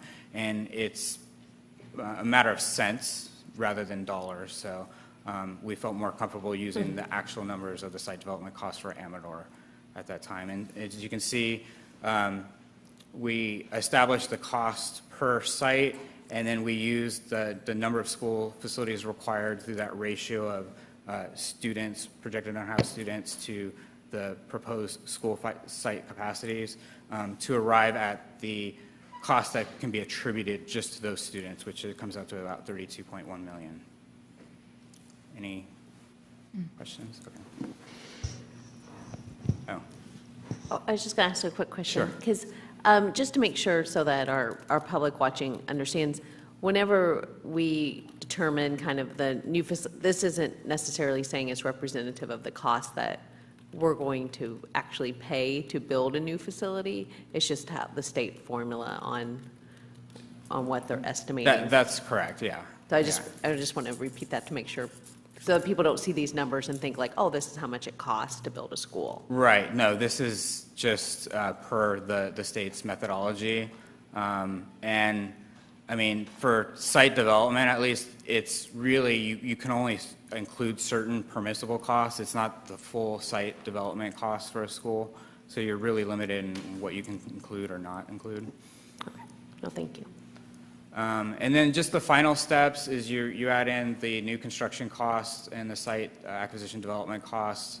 And then we have to come up with how to divide those costs by the square footage over the next 5 years. We spent a lot of time working with the city building department, planning department, trying to figure out what those appropriate average square footages will be for each residential category. That's important because obviously the higher the square footage is, the lower the fee would be, and conversely, the lower square footage is, the higher square footage is. So developers really focus in on that. So we spent a lot of time, and we actually got sign-off from the city on those averages. So once we apply those averages, we get around 4 million square feet for residential units built over the next 5 years. We divide that by the total permissible costs and arrive at the justifiable square foot amount of $11.20 for level 2. Level 3 is effectively double. It can sometimes be more, just on how the formula works out, but in this case, it's about double, 22.41 cents. Any questions from the board? On that slide or in general? On that slide? On this slide. No. Yeah, no. Okay, so looking, this is just a comparison year over year from what we had in the 2016 SFA and the 2017. You'll see that the fees are proposed to increase by about 5%, from $10.66 a square foot to $11.20 a square foot for level 2. Looking at, and these are just kind of the key factors involved in the fee calculation, student generation rates. What's interesting, or I found interesting, is that the student generation rates calculated in last year were actually done by your demographer. And when they're not required to recalculate every year as we're required to do through this formula. And our numbers actually came very close to what it was last year for the single-family dwelling units and single-family attached units. Really, that's, for all intents and purposes, that's really no change, very stable student generation rates. Multifamily, they did decrease a little bit. I have a theory about that. I think there was a large development that was constructed and finalized late in the year, right before the fall enrollment data came out. So I have a theory that that might have not been leased up completely yet, and I'm interested to see if those numbers will increase next year for multifamily. And then projected unmitigated units, they've increased just slightly year over year. Per pupil grants, as we discussed, those are established by the state, increased by about 4%. And then site acquisition costs, we actually kept the same this year, and there's different reasons for that. We spent actually a lot of time, not to change the fee, but we contacted a lot of brokers, or reached out to brokers. We discussed the appropriate site acquisition costs with your real estate advisor, and decided that is still an appropriate cost per acre for land acquisition. Site development costs, we indexed by the same index utilized by the State Allocation Board, which is it's an appropriate method of indexing those costs. And then the average square footages really didn't change much year over year, except for the multifamily decreased. And that was per actually a comment from the city. Questions? Are there any clarifying questions? Just a quick question. Who did you meet with at the city? It was the city manager, the assistant community development director, and I don't know the All last staff? person. Yeah, it was staff. And they felt comfortable with the numbers and everything that we used? Yeah, it seems that way. Yeah, and we also met after the report came out, as was stated earlier, with the city manager and a couple of staff members to review them. They didn't have any questions or objection. Go ahead. I'll also point out that district's legal counsel reviewed the report as well, and didn't have any comments. Did you say districts have their counsel review? You mean legal counsel? Legal counsel. Yeah. This Okay. district's legal counsel reviewed the okay. SFNA prior to it being finalized. So. I have a question. It's on slide 6, determine projected unhoused students, and it's also in the report, table 8 on page 8. So as I look at this, and I'm looking at the projected unhoused students, we have elementary school 597, and middle school 209, and high school 170. And when I look at this, I see that, so we have a certain number of students who are coming for high school now, but we have a larger number of students who are coming for elementary school. Those students are not going to leave after they promote out of 5th grade. They will then move into our middle school, and we are not building a seat for them in this report, and they will then move into our high school, and we're also not building a seat for them in our high school in this report. We're building a seat for only 170 of them, right? And even if you recognize that elementary is K-5, so there's actually 6 grades, and you divide by 6, you multiply by 4, you still get about 400 students. Yeah. So we are housing 170 high school students or 209 middle school students, when in fact that number should be 400. Why are we not using 400? Is there a legal reason why we can't use 400? Yeah, I mean, unfortunately, we're following exactly what the state tells us to do through the formula. We can't basically move those students into the next grade level and assign them, you know, We can't. those costs. What rule is it that says we can't? I know that we usually don't, and I would wager that nobody ever has. What rule says that we can't?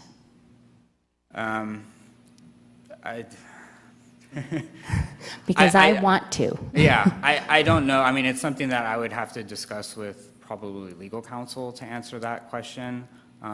You know, there's again, a specific methodology in the statutes that says, you know, you have to project the number of students by these particular categories, by these particular student generation rates. It does not say anything about what you're suggesting, but I don't know within legal reason if you know, how that would play out. I would prefer to answer that. Is it something that we could explore? I mean, obviously, we have to, once we do the public hearing, assuming the board approves this, we have to move forward. But is this something that we could explore? Certainly. Well, and not just that, we just hired Kevin Gordon and Jack O'Connell as our lobbyists, and I feel that looking at this SFNA formula included with SB 50 is part of that movement. I think we need to really start to take this on. I mean, we took on level 3 fees and made a dent. We need to take this on it as well, I think.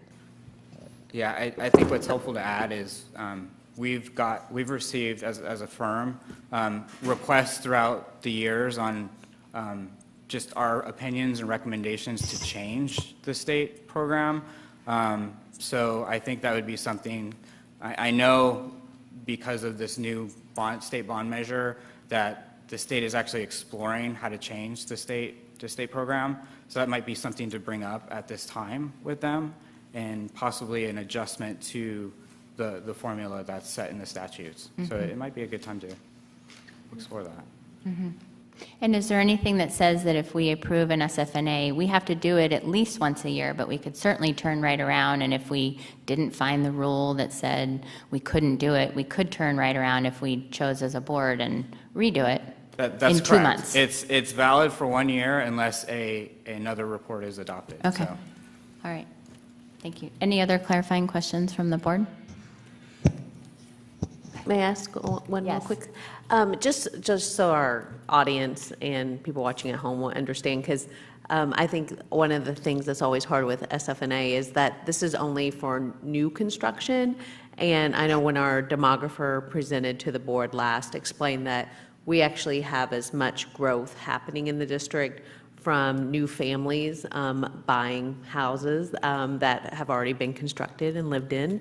That's not new construction or new growth, but we're getting a lot of generation coming from those houses that have existed and are just turning over. Right. You know, so maybe empty nesters are selling their house, and kids with families are coming in and buying that house, and they have young children and they're going to be in the school systems. So just so that the audience would understand, so that's not included anywhere in the SFNA? That is not included because this has to be focused just on new residential development. It's a impact fee for new residential development, so it can only include students generated from those units. Yeah, so I think it's important, I guess, for the board and everyone to understand that this is only a part of the picture. Yeah, it's not the whole picture. It's really a subset of a subset because the demographer's report included, I think, 5,000 students over the next 5 years because it includes the existing housing. It also includes the unmitigated, or the mitigated housing that we're not allowed to include in here. If we looked at the mitigated housing, that would add another 900 or so students as well. So. I think that's an important part for people to understand because it's a complexity that I think is often hidden. So yeah. Thank you. It can be confusing. Okay, so now does that conclude our presentation and we're going to move on to the public hearing? Yes. Okay. So I am going to open the public hearing for the school facility needs analysis. I'm going to do that. It is 7:24 p.m. Do we have anybody wishing to speak on the school facility needs analysis as part of the public hearing? We're reading the letter? I'm sorry. We were given a letter, so is Doug that will going to come up and- after? He'll come up and speak on it after. That will come up after. Yes, this would be a chance to speak about the SFNA. Yes, absolutely. Do we have to fill out a slip or no? It would be helpful if you would do it after, just so we have a record. When you're done, can you come and fill out a slip for us? I'm sorry. Thank you. Is it? Okay, so I need to know how many speakers we have, because once we start, we don't accept more slips. So do we have 2 speakers? We have 1 speaker. You can fill it out afterwards. You can fill it out afterwards, of course. Yeah, afterwards. So we have 1 speaker for the public hearing. Great, so you have 3 minutes. Hi, my name is Pavan Verma, and I won't take much time. So I was going through the presentations, and some of the numbers which are projected, they do not look correct to us, such as the required capacity of the high school is 2,000. I mean, what we feel that if we have elementary students are more than 6,000 plus, how are we saying that the required facility of the new high school is 2,000? It should be minimum 2,500 plus for each, or maybe 3,000 for the high school. This is the and we need further what we need, what kind of analysis is done with the city people, by the company, by the firm, who has come to these numbers, because we would like to go over all the analysis and the data which they have determined, and based upon which data they have determined, they concluded to these 2,000 students will be needed for the new high school. Okay, thank you. All right, with no more speakers, I'm going to conclude the public hearing at 7:26 p.m. And now we'll move on to the next item, which is consideration of this item. And I do believe we have... Yes, just before we do, we're going to ask Mr. Floyd to come back up to speak on the letter that we received that was in opposition. Great. Okay, so I didn't close the public hearing?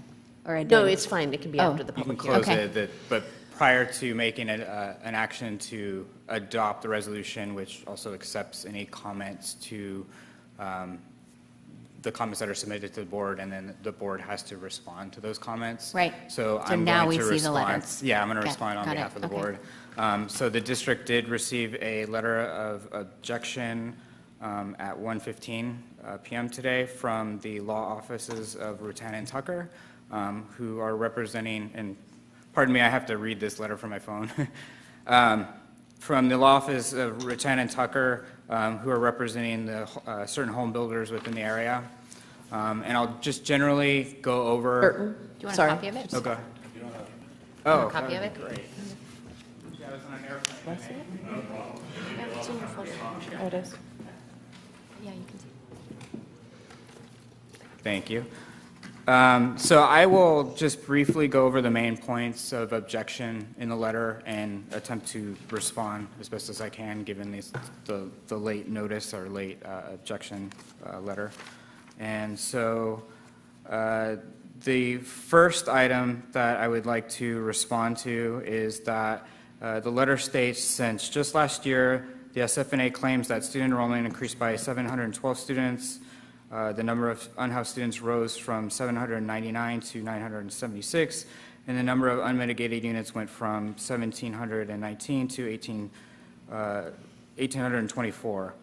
It says such rapid, substantial, but unverified increases call into question the validity of the data relied upon and the credibility of the methodologies and assumption employed. I think through my presentation, I showed exactly that, why, how we came up with those projections. The projected number of homes were verified by the city planning department. We work closely with the demographer, and then also the projections do follow the methodology that's prescribed by the state. And then the other comment was, and this is why I actually brought this up earlier, is that they're claiming that the facilities capacity estimates are underrepresented because they don't include the capacity at certain sites, including Amador Elementary. I went over that in my presentation, is through the program that we're only allowed to include the capacity added through the state facility program. So I don't see what their concern is there. And it's also, I think very well documented that the district is trying to build new schools and that there isn't sufficient facilities capacity anyway. I mean, that's why the district's working hard to look at new school sites. Let's see. I think the full third page discusses the application of local funds. So part of the analysis has to have a component where the board considers any local funds that are available to offset the fee. We spend a lot of time, and this is detailed in Appendix H, of looking at any local funds that are available, funds from GO bond proceeds, funds from developer fees that have been collected already. We generously included potential state funding as potential local fund availability. But then we turn around and show what the estimated impact, the actual impact of students on facilities is. And that far exceeds the revenue or the local funds that are available at the district. And what the developer is claiming is that I think they state in here that there's $28 million available to offset their fee. What they're describing, if school districts actually applied the methodology that they're describing, I don't think any school within the state would justify an alternative school fee. And the developers are not listed. These are some anonymous developers that are writing to us through an attorney. That's correct. Okay. So. And then the 28 million sounds like the money we're supposed to be getting back from Amador. That's roughly about what we're owed from Amador? Yeah. 28 million. It's so they want us to take $28 million from Amador and then credit them against their fee. Yeah, that's what they're requesting basically in this letter. That's what they're saying, that it's not complying with the, again, what the statutes say is the board has to identify and consider any surplus local funds. What it doesn't say is that the district necessarily has to dedicate those funds to offset the fee. But there's for surplus funds, which we haven't, we've been asking them for 3 years. Right, and I think there's some, and I'd want a clarification from the attorney, but it sounds like surplus. It sounds like they're also confusing authorization with what the district has actually issued in bonds and received in bond proceeds, because they reference the bond authorization amount many times in the letter.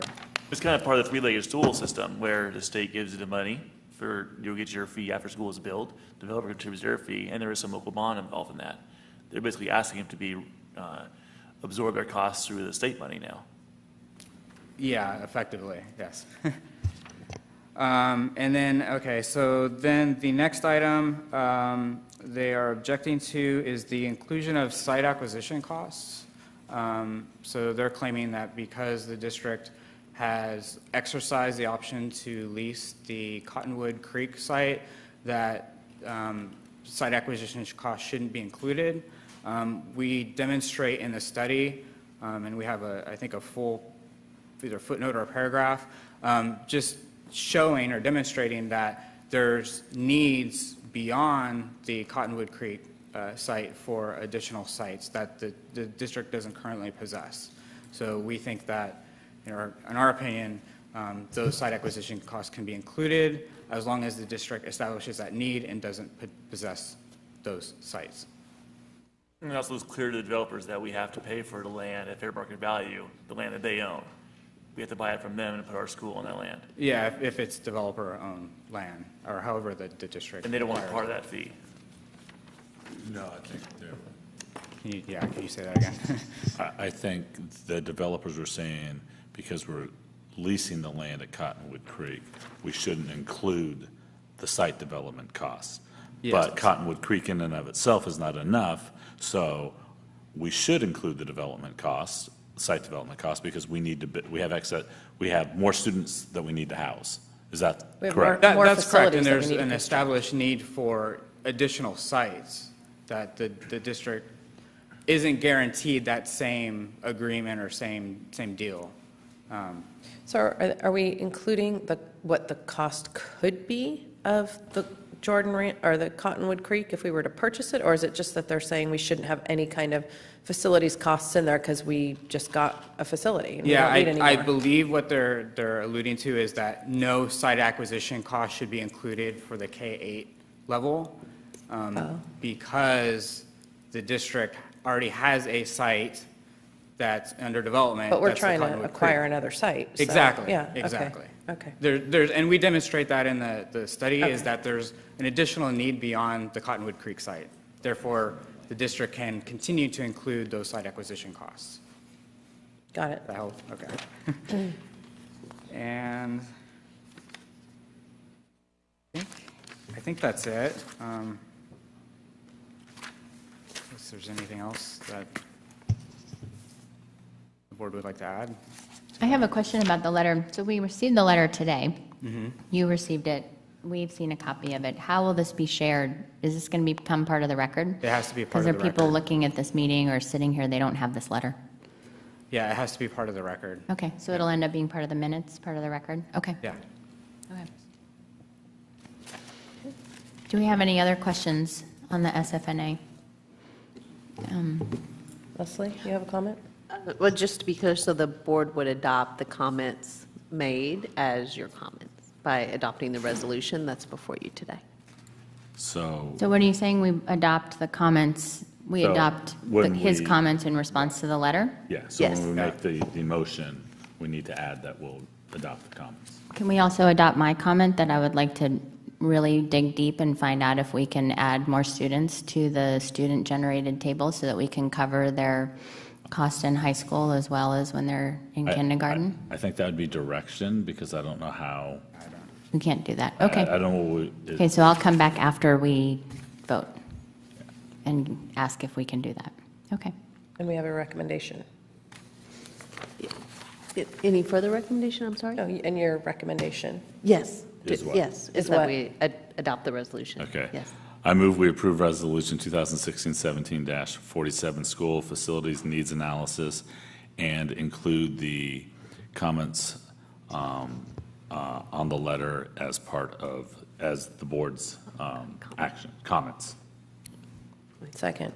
Okay, I think this I'm is, going to state that I am going to support this. We definitely need to keep the fees going. But I would rather have not seen the 2,000 capacity put in there on the high school. It's a roll call Did you have a vote. comment? Did you? Oh, no, I Oh, just, okay. sorry. Roll call vote. so I think this is a roll call vote? Yes? Because it's a resolution? Just call our name. I will just call them. You're live, Jackie. You want me to do it? I can do it. You can record? I'll do it. Mr. Sherrier? Yes. Mr. Giannini? Aye. Mr. Cunningham? Aye. Mrs. Miller? Aye. And I will vote aye. This passes 5-0. It's unanimous. Okay. And now, I did want to ask the question then, if we, as a board, are interested in giving direction to really kick the tires on this and see if there's a way we can go back and rework that table and fund our students in the middle school and the high school as well, the ones we know are coming and we think will stay here. Yeah, definitely. Okay, so is that clear board direction? We'll take a look at that, and hopefully it's something that can come back soon. Yes. Okay. Definitely. Thank you. Great. So that concludes this item, and now we are, we have, it looks like we go right into public hearing business services preliminary draft of the budget. So do you want me to open the public hearing, or do you want to have? We have a presentation. We do have a presentation first. So before I open the public hearing, we will have a presentation on the budget.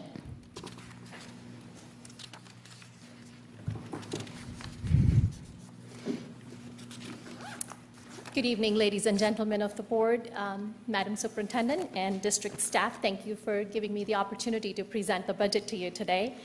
My name is Nimrat Johal, and I am the CEO of Park Corp. My firm was retained by Dublin Unified School District to help finish the budget process that was started by your outgoing consultant, Dana Taylor. I wanted to clarify that our involvement in the budget was simply to get it into your financial system and then to get the forms into the standardized account code structure software that the state puts out and clear your technical review items, as well as work on any exceptions through the criterion standards. So we really, I hate saying this, but we don't take responsibility for the numbers that you see here today. And actually, I wanted to backtrack and clarify something for the board. You are not to take action on this today. You're not approving anything. The California Education Code is pretty specific that this is a public hearing only. It's an opportunity for the residents of the district to give you their input on this budget, and your action will be taken on the 27th when we bring the budget back. So I saw an item right below that says approve. You're not approving anything today, just to comply with Education Code.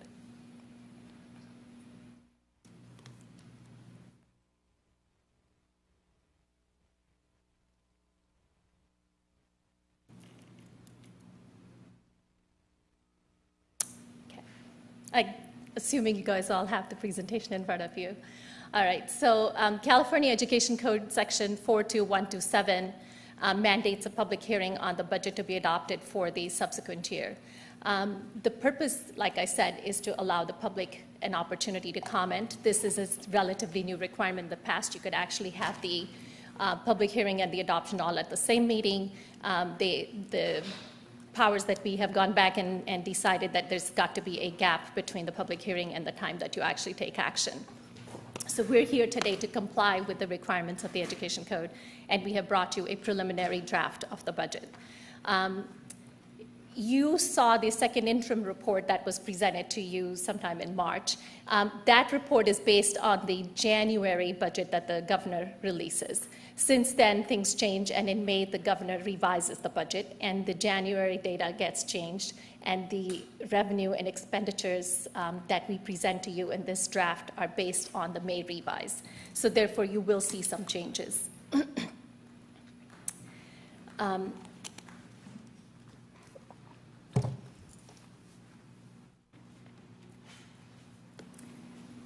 I have highlighted the changes for you since the January budget to the May revise. And these are some of the major changes that have taken place at the state level. You will see that the LCFF, which is the local control funding formula, gap funding has increased. In January, it was estimated to be about 23.67%, and that has since moved to 43.97%, which is why you will see a significant jump in your local control funding in the documents that you see attached for your 2017-18 budget. The Prop 98 guarantee has also been increased, and there are several uses for that guarantee, but we'll get into that a little bit later. The COLA and the CPI have also changed. The COLA has gone up to 1.56%, the CPI is 3.11%, and the one-time discretionary funds, that's actually big. It was estimated to have been $48 per ADA, and that's now expected to be $145 per ADA. But that money was initially not expected to be given until 2018-19. When the Budget Conference Committee concluded their meeting just about a week ago, they decided that the money will actually come out in 2017-18, but there are strings attached to it, so we've still included it in your 18-19 budget instead of 17-18.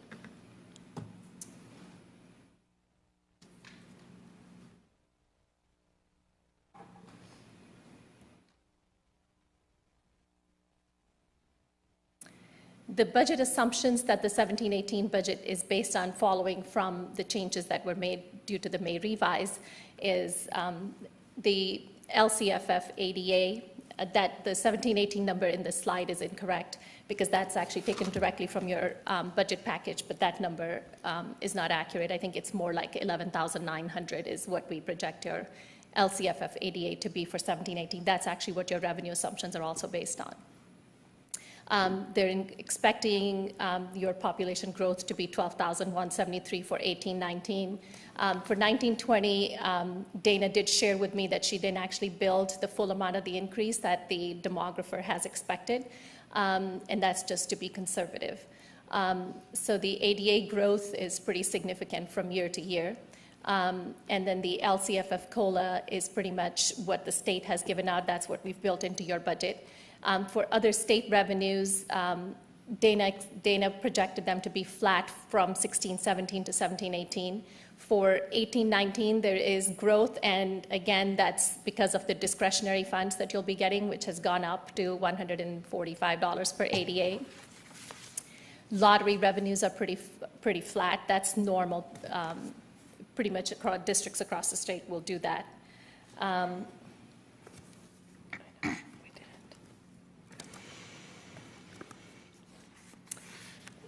Based on the growth in ADA, we're expecting to add additional staff, and that is built into the cost projections.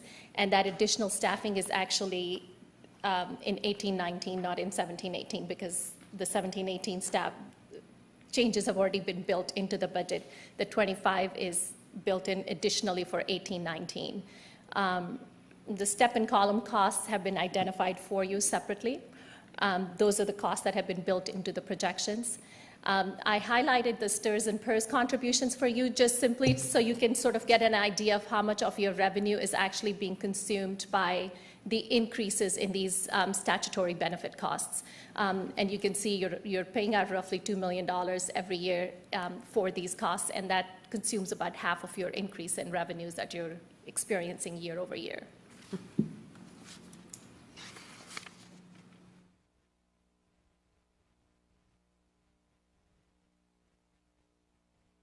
Next, I'll point out the general fund multi-year projection schedule for you. In your package that you have, it's broken out into detail. So I've just essentially highlighted the combined general fund revenues and expenses for you. In that 105 million, 92 million is your local control funding formula revenues, which is essentially your local property taxes and the state aid that you get combined. So that's the bulk of your revenues in there. An additional 1.5 million for federal, 5.3 million for state, and 7 million for local revenue.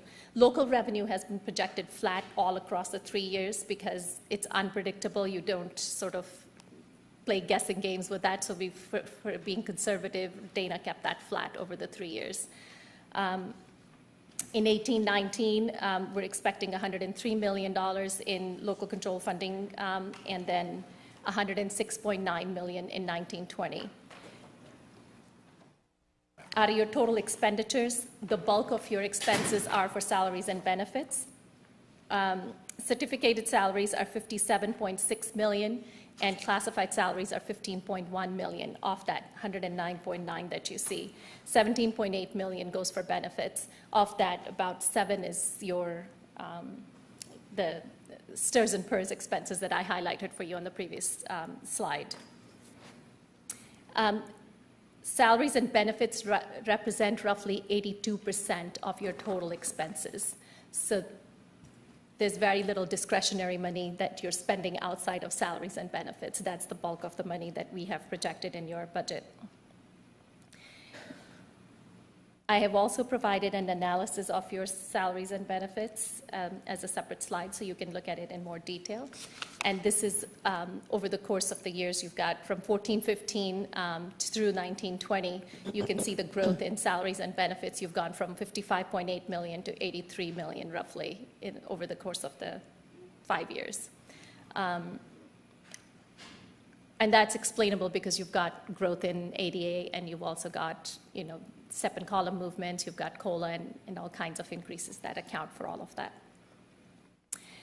In terms of your other funds, you've got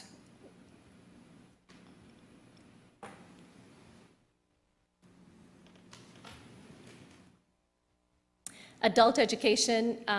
The expenses, I do not believe, are accurately projected in that in your budget. We will correct everything that I've highlighted for you. We will correct and bring back to you before you take action on the budget. But $455 million, $455,000 are expected in revenue.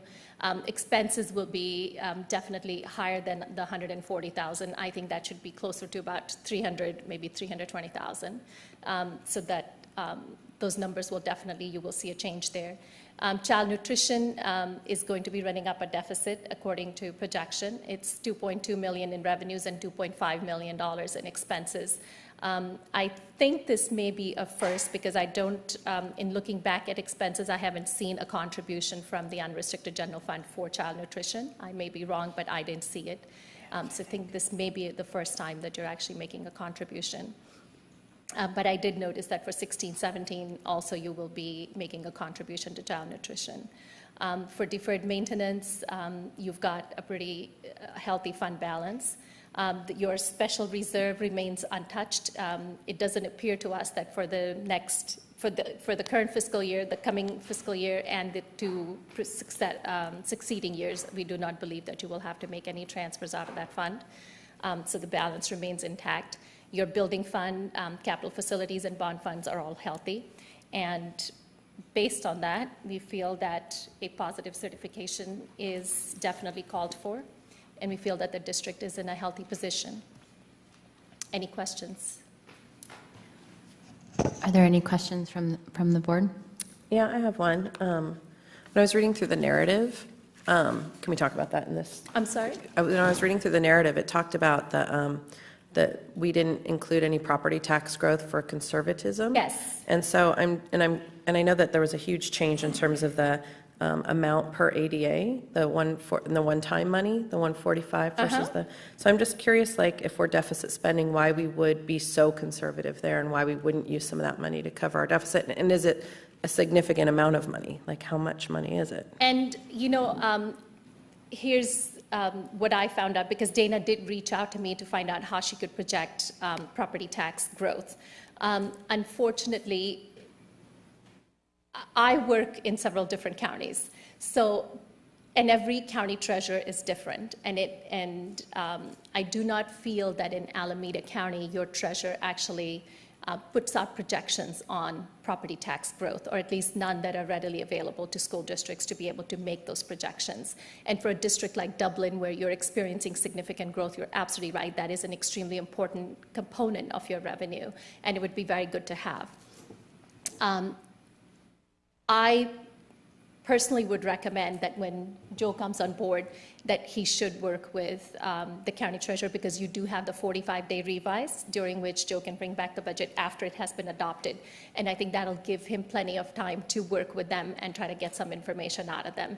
I can certainly get the wheels in motion while I am with you to get the process going so that we can bring back those numbers for you. Okay, because I was thinking it's going to, if we're using the 16-17 levels, you know, it's low. Absolutely, it's really low. You're right. Yes. Yeah. Okay. Absolutely. You make a very good point. But the 145 is included, the 145 per ADA, and that's included in your 18-19 projections. Okay. And that's, it's in your other state revenue. Okay. Thank you. I have a question about the special reserve. On the last slide, you showed us other funds, and it looks like in special reserve, it looks like we're not spending our special reserve. But and maybe I'm remembering it wrong, but I thought that since we were deficit spending, that we were covering some of that with the special reserve, and that the special reserve balance was going to be decreasing. So are we?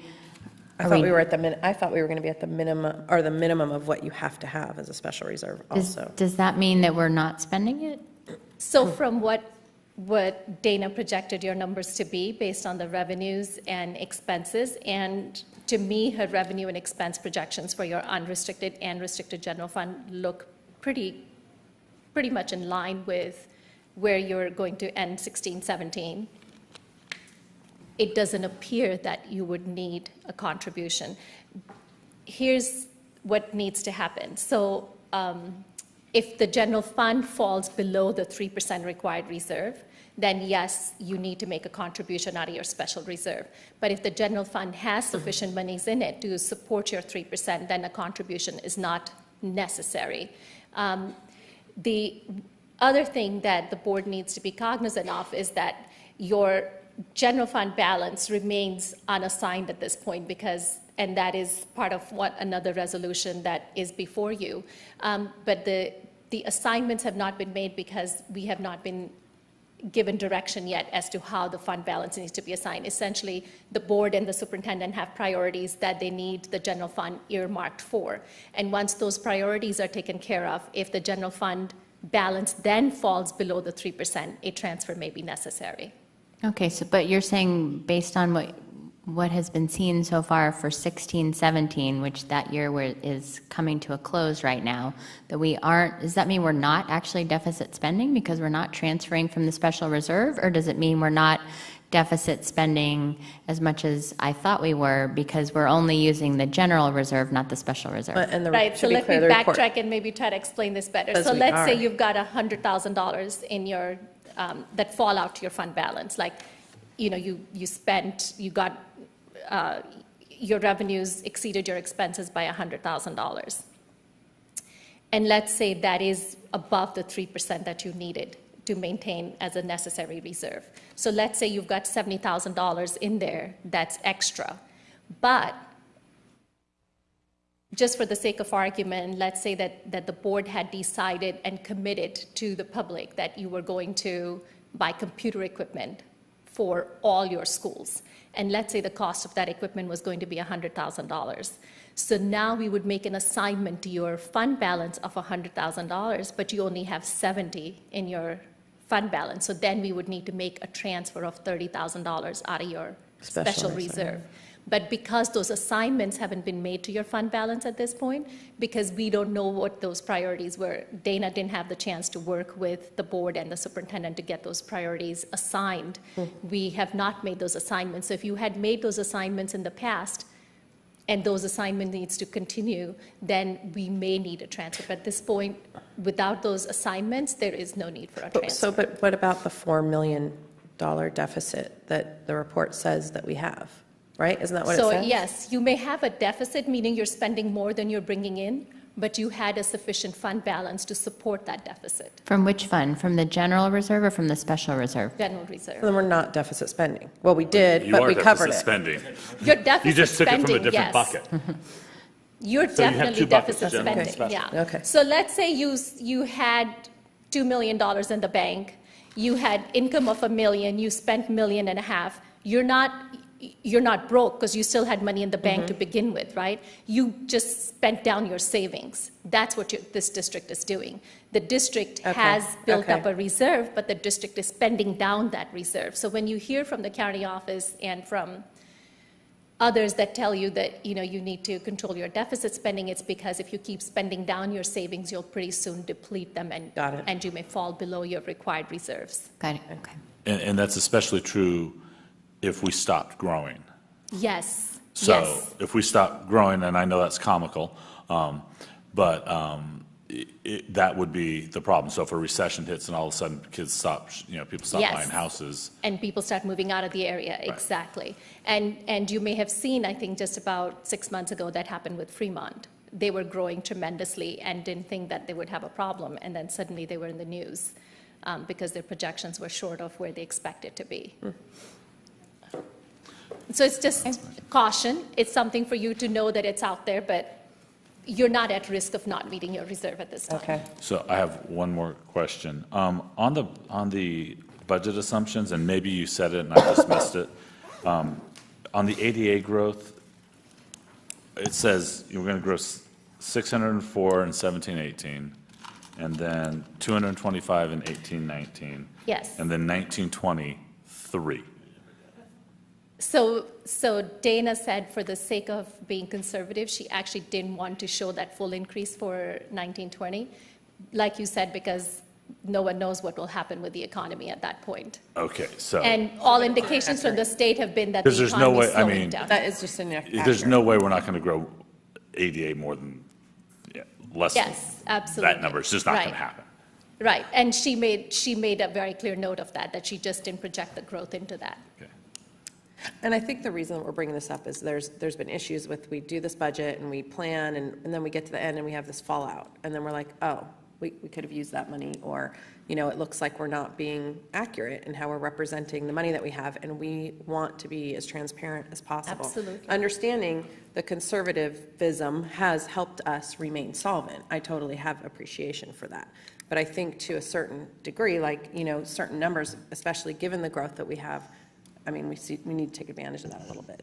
Oh, I would completely agree with you, because if you have priorities, those are things that you need to focus on. And you also have to understand, I think from Dana's perspective, she was sort of trying to follow along the methodology that had been adopted within this district, because it's for Joe to come in and make those changes, and Joe will, I'm sure. Yeah.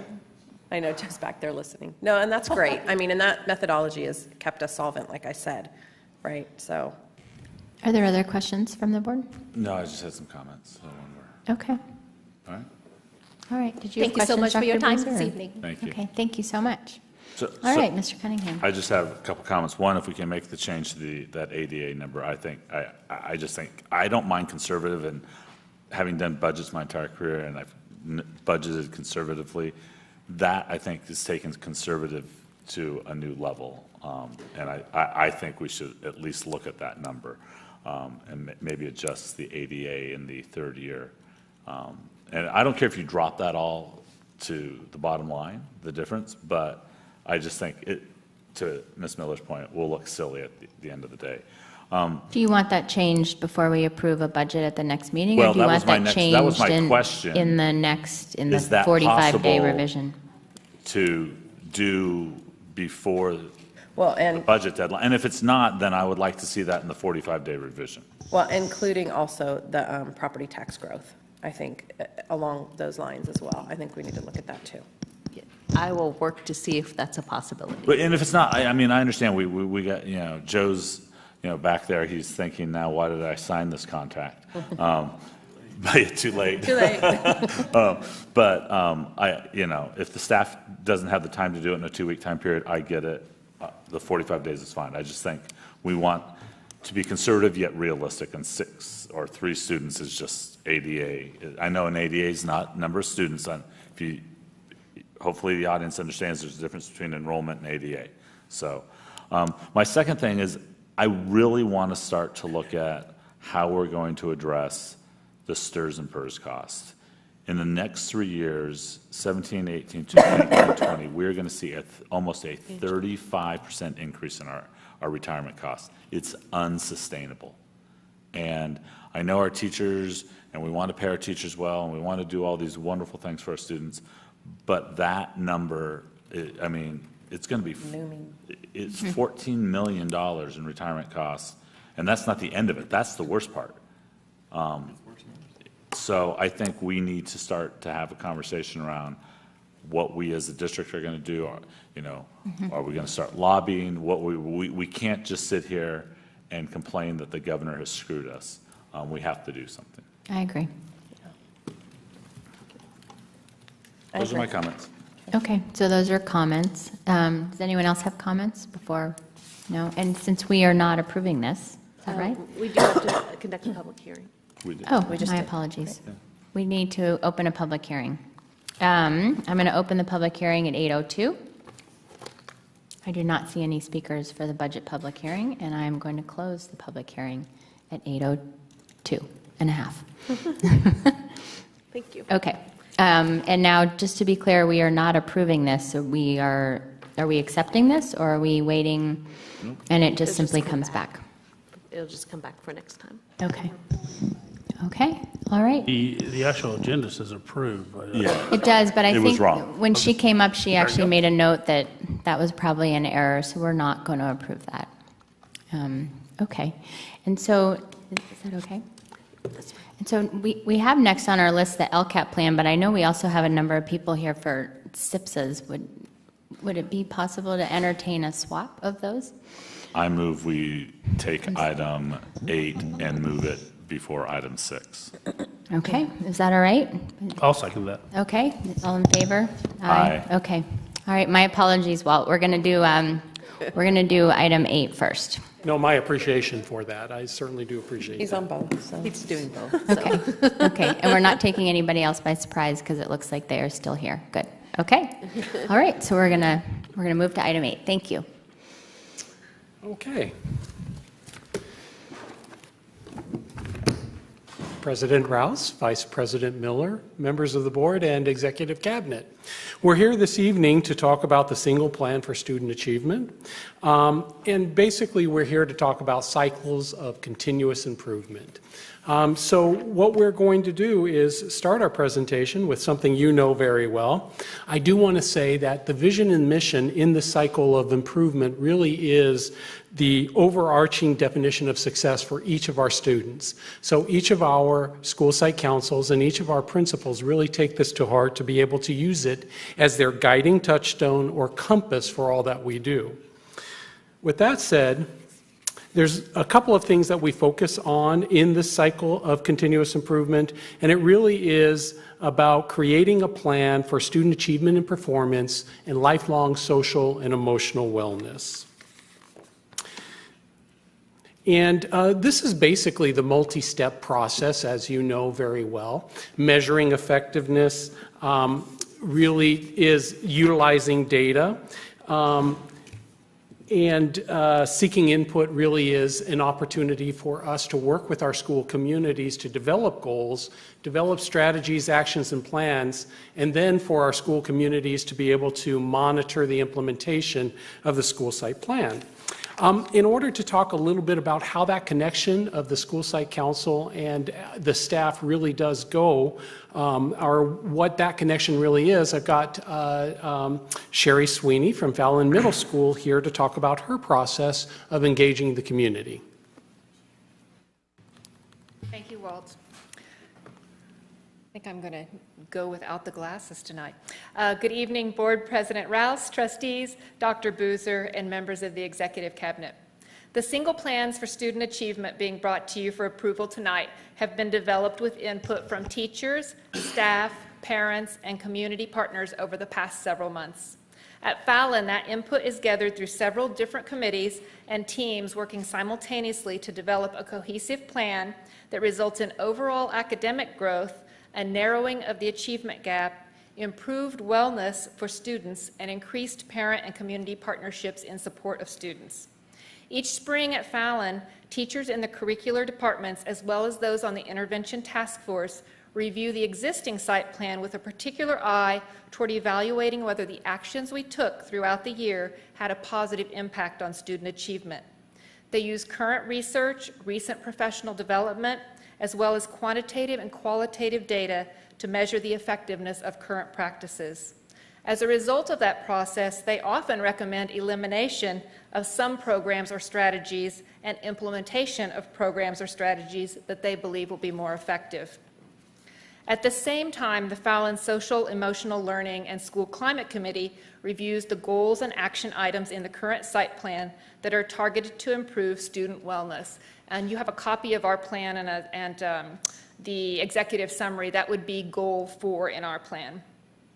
Like the teacher teams and intervention task force, they may recommend the addition of new practices and the elimination of less effective practices. Next, the Fallon School Site Council, composed of teachers, classified staff, parents, and students, review the proposed changes to the single plan for student achievement. The Site Council asks clarifying questions, recommends its own changes, and approves the new plan for implementation the following year, subject to board approval, which is the step that's taking place tonight. And again, in the Fallon single plan, you'll see that goal number 5 is actually about parent and community participation. So that's not only part of our process, but one of our goals. After the plan is approved, the lead teachers and administrators develop a final budget for implementing the action items in the plan. As principal, it's then my responsibility to work with our district leaders, the Fallon PFC, DPI, and other community partners to align all available resources to implement the plan in the coming year. As we return to school each fall, teachers, staff, parents, and community partners begin implementing the single plan for student achievement that was developed in the spring and approved by the board. Because the site plan is a living document, stakeholders make notes throughout the year about the impact items are having on the students we serve. In addition, the Fallon leadership team, as well as members of the Site Council, formally monitor implementation of the plan. For instance, the Fallon leadership team, made up of lead teachers and Fallon administrators, meets monthly to ensure that site decisions, programs, and activities are consistent with our approved plan. Lead teachers also meet with administrators by subject area for mid-year check-ins that are focused on successes as well as challenges their teams are encountering during implementation of the plan. Also, at each monthly Site Council meeting, a lead teacher from a particular department presents a report to the Council about progress toward the goal for that curricular area. This often generates questions, discussion, and additional creative ideas for meeting students' needs. By the following spring, we find ourselves where we began, prepared to review and revise the plan as necessary to further the process of continuous improvement. This collaborative process of setting goals, developing an action plan, monitoring progress, reviewing results, and revising as necessary results in steady progress toward higher levels of achievement for all students, a focus on and narrowing of the achievement gap, improved wellness for students, and more active participation by parents and community partners in the life of our school and students. Thank you. And back to Walt. Thank you. As you can see, the connection from the school site council to the parents, teachers, and classified staff and administrators is very strong in this cycle of continuous improvement. And it really does mirror what we do on the LCAP on a much more district-wide level. And so this is a process that is mirrored across the district for for all of the different schools, and really is an effective process of getting input for a really strong single plan for student achievement. All of the other single plans for student achievement are attached to this current presentation, as well as the executive summary. But one of the steps really is to look at, the driver for this really is all about what the data is actually telling us and how we're going to respond what the data is telling us. And as you can see on the screen right now, this is our overall California dashboard data. And one of the big changes to our SPSA this year really is that the dashboard data is having an impact on how we develop goals. Just a little reminder that in the past we have talked quite a bit about percentages of students that have met or exceeded standards. And now really what we talk about is scale score and how many points above or below the minimum met scale score students are. And that really has had an impact on the way that we develop our goals and the goals that we set. And I'm going to have Brett come up from Doherty to explain how that has had an impact at his school site. Thanks, Walt. I think he selected me because when I found out how this made an impact on my school, I had a little mini heart attack. So mine's going to be more of an anecdotal. So in the past, when we had API scores, we get this academic performance index. It gave us a raw number. The big shift with the dashboard is we're using a change. So if students made progress, that was a win. If students didn't make progress, that's really bad. And also if students were decreased, then that of course makes it even worse. So the way that it works is you have kind of a matrix. And as students progress, the school gets credit for that. But what happened with our old way of measuring students is you just get a percentage. This many students are doing well. And you compare that against the previous percentage. So you're looking at subgroups, you're looking at numbers. And at Doherty and all my other colleagues' schools, we really take our intervention and our RTI very seriously. So one of the big things is we must be doing the right work, we see progress. When these scores came out, at my school site specifically, we had missed the opportunity to reclassify ELD students, and it came out to 14 students that should have been reclassified. There was no change, so that was a negative against the school. So that was a learning opportunity for us to seize. So if you take a look at the executive summaries for all of the schools, you're going to see that we're no longer looking at moving percentage of kids. we're looking at developing goals that specifically speak to every child. So when I found this out, it was probably the worst day I had at work in a long while. And I walked in the next morning, my vice principal looked at me like I just had, lost a good friend. And I said, yeah, we missed it, we missed this, this is not good. So we went through, and when I say we went through, we went into what was ORS, now we're moving into Illuminate, which will actually be easier to pull this information for next year. But we pulled all of our ELD students in K through 5, and we wanted to see where every single kid is. We went through every single kid for 3 years, what progress or movement they did or did not make. And we evaluated where they were, what areas, and so then at our next staff meeting, we presented this to the staff, and we started designing our professional development, our RTI program, and our ELD program for next year. So this data information drills down not just to the subgroup, it drills down to the individual kid. And so although we missed this, now we have this opportunity to fix it. That's, to me, is my big takeaway. Because, I thought we're doing everything well. Kids are making progress. We have a nationally recognized RTI program, and so if it's not broke, it doesn't need to be fixed. But it was broke, I just didn't know that.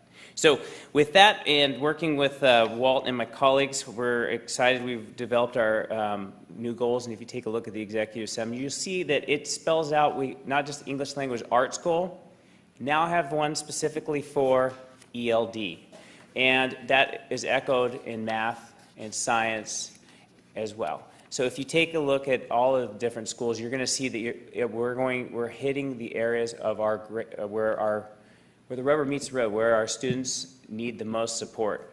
Because the reality is, if one of those 14 kids that I felt like we didn't serve to the best of our ability was my kid, that wouldn't be good enough. So now it gave us a new focus for next year. Thank you, Brett.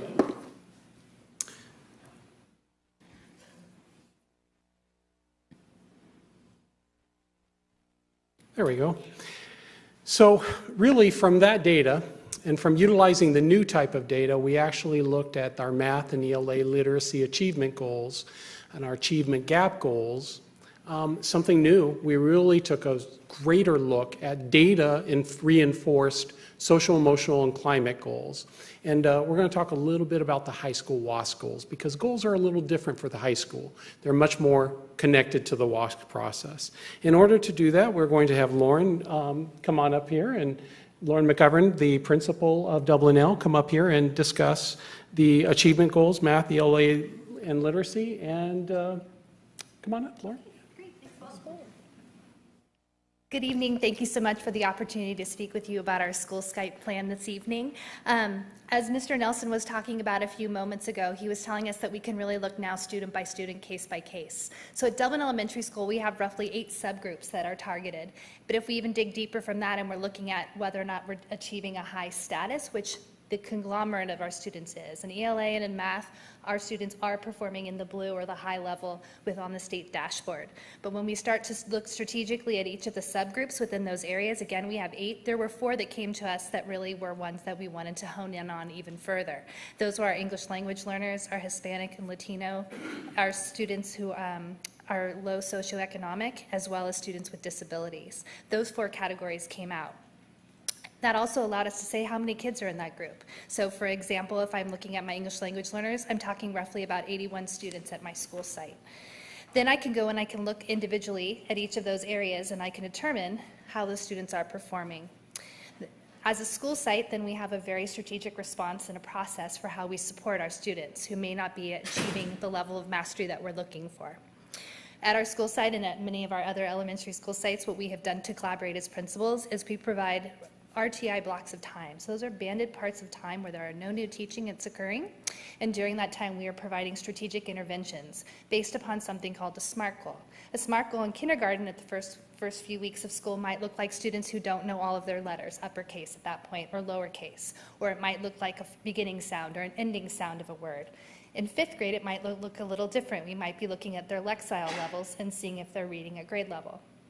Based upon what the data shows us at the beginning of the year, then what we're able to do is work with our leadership and our RTI teams and develop a strategic goal. So for 6 to 8 weeks, the students who didn't know their letters are going to be working with a combination of the PLC team and our RTI team. So we monitor that for 6 to 8 weeks. Then we have conversations throughout. Some of those might look like an RTI consult meeting, which would be where a student or a teacher would come forward and would say, here's the case as I'm seeing it. I've reached out to my PLC team. These are all of the activities. These are all the strategies that I've employed. I'm still not seeing progress. What can we do from here? So it might look like that. Another option is that we took this year and we took our RTI team and our leadership team, so each grade level has a lead teacher, and we have built those two groups together so that we're looking at our cohorts within each grade level and what types of success we're seeing in each grade in that 6 to 8 week cycle. We're very proud that we had 95 students graduate from our RTI program this year that came in not mastering a skill and were able to exit and stay exited. So we're very proud of that. And then from that information at the end of the year, we're able to look at our trimester 3 data and we're able to front load for the following year. So my teachers will have a snapshot about what services their child received the previous year and what are some things that maybe we need to do so that we hit the ground running day one. And I'm going to turn it over, or yes, okay, I'm going to turn it over to my colleague, Claire Manyaga. She's from Frederickson. Thank you, Lauren. Good evening. It's an honor to speak with you this evening. Just as we focus in on achievement goals with the academic component, we really feel strongly that the social emotional wellness of our students and character education is of high priority at our schools on a daily basis as well. So you'll see in the site plans, particularly with elementary schools, and that one of our goals is on the will side of our RTI pyramid and focuses in on character education. So the tiers of our pyramid, tier 1 of our pyramid is those pieces that impact all students across our school sites.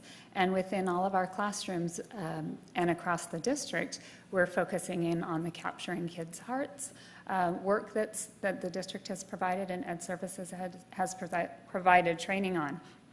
Last week they just had a 2-day training and we had some more of our staff able to attend that training. We're always looking at how many staff members are able to be trained and what we can do to make sure 100% of our staff is receiving that training. Within that program, teachers are creating social contracts in their classrooms to use with their students, and we feel that that component is a key piece in ensuring all of our students at our schools are receiving the character and social, academic, or social and emotional piece in the classroom setting to hold one another accountable. We also have the Integrity in Action program across our district, and that builds character skills on a monthly basis for all of our students. Our schools showcase one character trait per month, and we also hold assemblies where we award students who are models of those traits. At a tier 2 level, we have reflection sheets where students who maybe are not always making the best behavior choices have time to sit down and reflect on why they've made those choices and talk with someone at the school site about that. We also have discipline referral forms at schools. They might be called something different at each school, but that's a time where a teacher can take a time and conference with a student, talk to them about their behavior, make sure that they talk with families about behavior as well. When we get down to more of a tier 3 level of our intervention program, that might be when we have a student success team meeting and meet with the family and bring in our counselor to discuss some behavior concerns. But we are looking at ways that we can bring in alternatives for students out on the playground, specifically at Frederickson at recess and lunchtime, because we found through our data that that is where most of our behavior referrals are coming from and where our students are having some struggles with social skills. So we use our counselor to go out with students who've been referred by teachers and work with them during free playtime.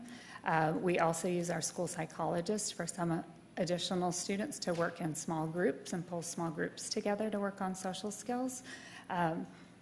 And we have a Peacemaker program where students have received training to help one another out on the playground. The reason that I bring all of this up is because in the new dashboard system, the suspension rate is one of the indicators, and we will be focusing in on that at all of our sites, and in particular this next year as the new data comes out. And we know that looking at just how many students did we suspend and who were they is not enough. That if we put all of these components into place at all of the tiers at our school, we are being proactive in trying to ensure that we don't get to that place of suspension. So we are looking to build well-rounded citizens at all times, and you'll see that in our goals. And I believe that what I shared today kind of is across the board at all of our elementary sites. So thank you. I will now turn it over to our high school principal, who is going to focus in on WASC in particular. Thank you. So as always, high school acts a little differently. So we're a bit different in the school site plan process. For us, the WASC drives all of our goals. Excuse me. Our last WASC review was in the 14-15 school year. And so leading up to that review is about a 1.5-year process where, as a staff and in focus group, we examine our data. At that time, we identified 4 major goals. And so each of the following years since, our school site plan goals are underneath our SMART goals within the larger concept of our WASC goals. The 4 goals that we identified was one for our freshmen, including helping a way for freshmen to transition to high school.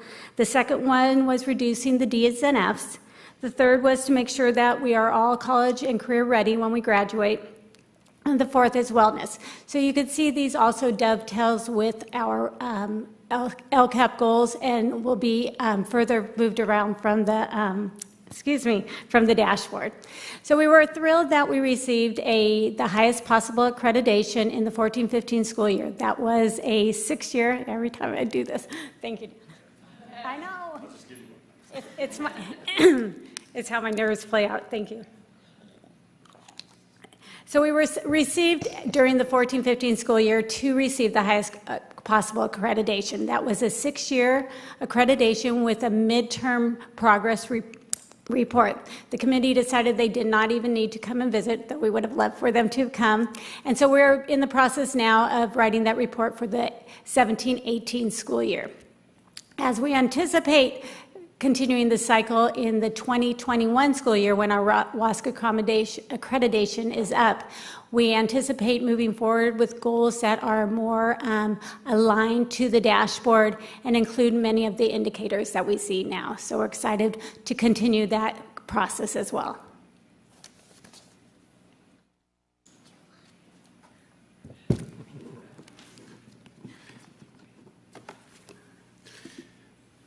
And this same process is mirrored across the district with all of the schools. This is a small sampling of some of the schools that are following this continuous improvement cycle.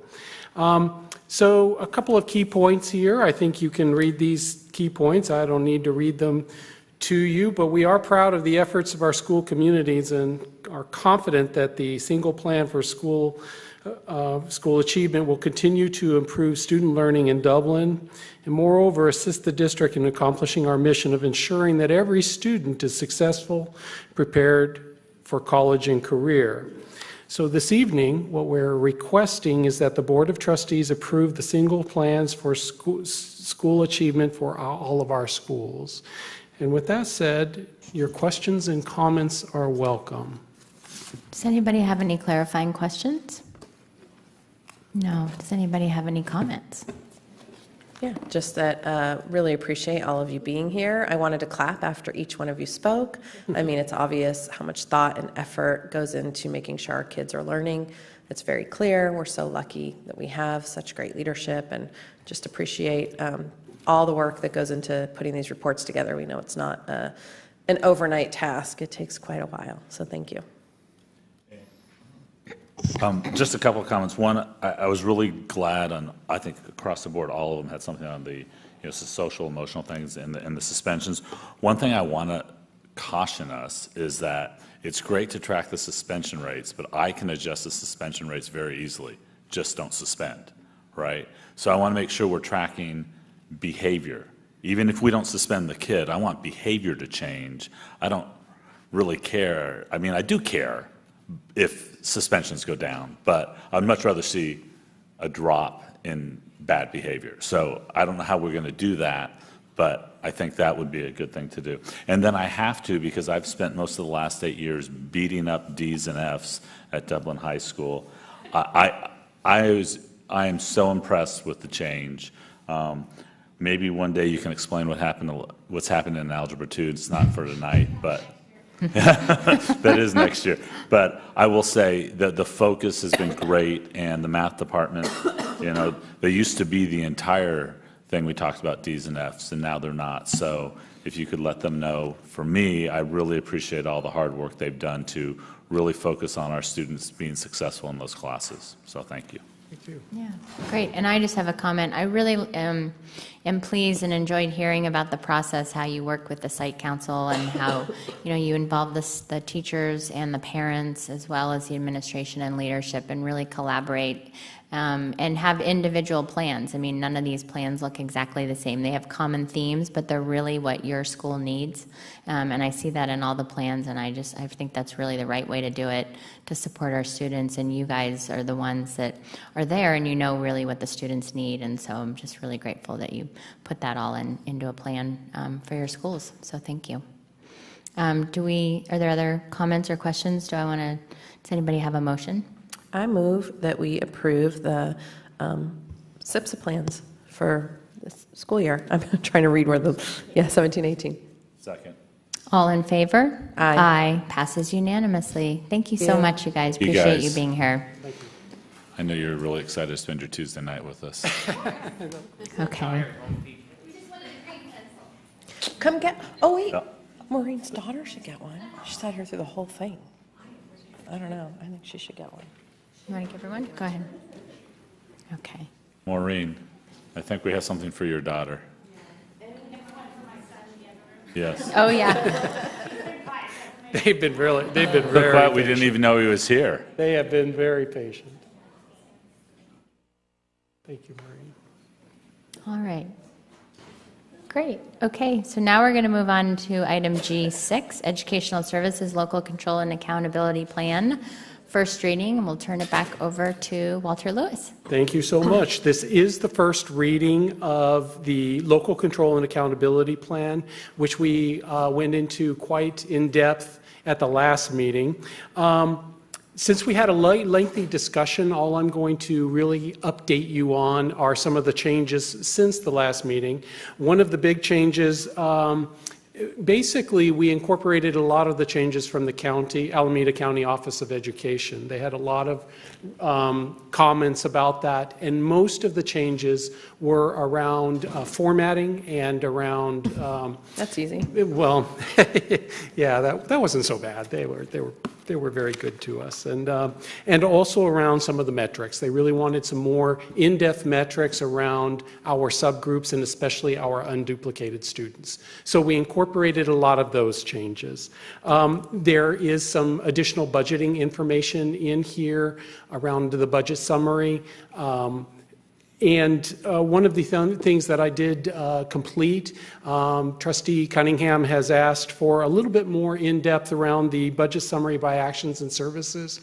So I just included some of the things in there so you can take a little closer look. It's not an exhaustive list because that would be a really long document, but it is some of the major things within each of those, and I'll just pass those around.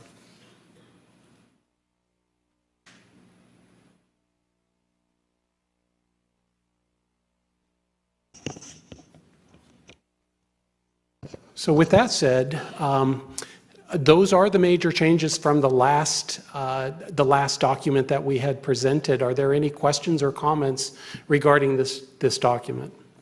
Any questions from the board? No questions, any comments? Are Mr. we- Sherrier. Are we planning to get this document up on the web, or is it?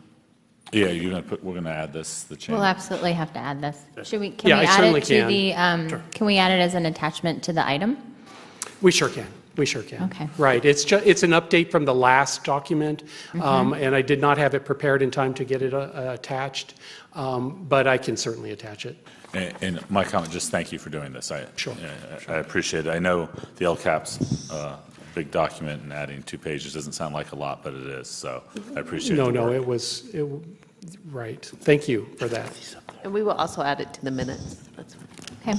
And then I guess the only comment I would make, just, to make sure everybody understands that the LCAP really talks about specific amounts of money and how those are directed to support all of the students. But when you look at this, the amount of money, and when you look in particular, the budget summary by action services, that's not all the money we're spending on our students necessarily. It's the portion of the money that's part of the LCAP plan. Exactly. Yeah. This is only the money that is designated for our LCAP plan, quite frankly. And we show a little bit of the base program, but not the entire budgeting program for Dublin Unified School District.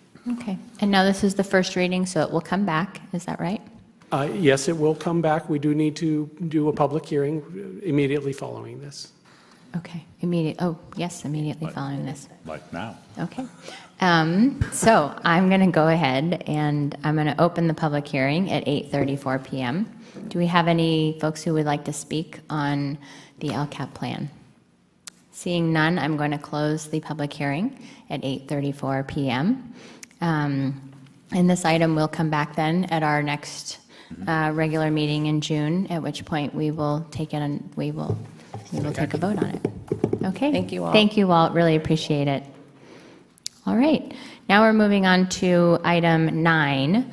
And 9 and 10, I believe, go together. But we'll start with 9, and I'll pass this over to Dr. Boozer. Certainly, as we were going through some prior adopted board documents, we noticed an error that had occurred in the March 29th, 2016 regular meeting. That was actually before my time here, so you guys might have to explain if you have additional information that occurred. But what we noticed was there was a clerical error to the signed resolution number 2015-16-36. And just for those in the public that might not know, resolutions every year, they have the school year. So like this year, it's been 16, 17, and then the number of resolutions that we adopt. So we start with 1, 2, we go all the way through. And this one that should have been resolution 2015-16-36 somehow got recorded when it was signed as resolution number 2016-17-36, which was an error because actually this year during my tenure we actually adopted 2016-17-36. So we wanted to amend the resolution paperwork to properly identify the correct resolution number. Which again should be 2015-16-36. There was no substantive change to the document or minutes. It was really just to change the numbering of the resolution. We feel like this is really important because this deals with Measure H and the budget priorities around Measure H. So we fully expect that these will come back before the board in a future meeting and different discussions that will be had. So we amended the board minutes to correct the resolution number, as well as we've revised the actual resolution to reflect the correct number. I have a couple questions. Are we talking about both 9 and 10 or together, or just 9 first? Because I have one question's more about 10, but I guess, well, my first question is, so I understand that we made an error with the way we numbered the resolution, and now we have an opportunity to fix it. My one concern is that we are now going to be taking action to change something that was very important that we put out to our community and not change. And so we're changing the date, but what I'm concerned is it will generate a discussion, which is that we reconsidered this. We are changing it. It's going to have a new date on it. It's not going to have a new date. It's just going to have a new resolution number. Resolution number. Got it. Right. Okay. So that's, correct me if I'm wrong, all we're doing is the resolution number was wrong. Now we got to get the right resolution number on, because right now we have two documents with the same resolution number. Got it. That's correct. Okay, so we're changing the resolution number. Okay. Yeah, and we're not changing any content, just to be clear. None of the content is changing. In the first meeting, because the March 29th meeting, the item was described and attached as resolution number 2015-1636. The document that was actually signed, that was the signed version by the board, was numbered incorrectly. So you actually adopted the correct document, but whenever it was signed, it was numbered incorrectly, and then that was attached to the next meeting whenever that's up for review. Okay. So, but because it was adopted as part of the minutes, included the signed, it was We're just incorrect. amending the minutes. No, we're not just amending the minutes, we're changing the document. We're changing the document that was signed. We'll have to have you guys sign a new. So we'll sign a new. I would have you sign a new, or. Okay. Okay, so Well, but then actually, I. you wouldn't need to sign a new one. I apologize. But I have a question now on item. The front page of the document. On number 10. So as we review number 9, which is the first step that we took, which was the meeting from March 29th, I believe that what has been presented here is what we approved at that meeting. It was not what was presented at the meeting because we made changes, but it is what we approved. However, in item 10, I am concerned that the attachment that is given here with the resolution is the attachment that was presented at the meeting, but it is not actually what we approved at the meeting. Because in that meeting, we made 2 changes to the appendix. And I do not believe that those changes are reflected in what is posted here in item number 10. Unless there's another resolution. And I also have a question. So I'll tell you the 2 things that I think. We just pulled these off the minutes, but we can double check. We'll go back. And so when you look at, and they're both regarding the exhibit. During the April meeting, we added Doherty Elementary to the list of schools that we plan to modernize, and it is not reflected here in the attachment. We also changed the description on Dublin Crossings K-8 school from partial to design only, and that is also not reflected here. And then my next question then is, was the vote in April, April 26th, was that a roll call vote? And did that actually change the resolution and the attachment, or did it change simply the attachment? Because when we voted in March, it was a 4-1 vote, and when we voted in April, it was a 5-0 vote, but I'm asking, did we vote on the attachment, or should that be reflected in the resolution? Do you recall, Jackie? Because we were just pulling it all I'm up. sorry, I was watching the tapes Jackie earlier, but I wasn't ran here, out of time.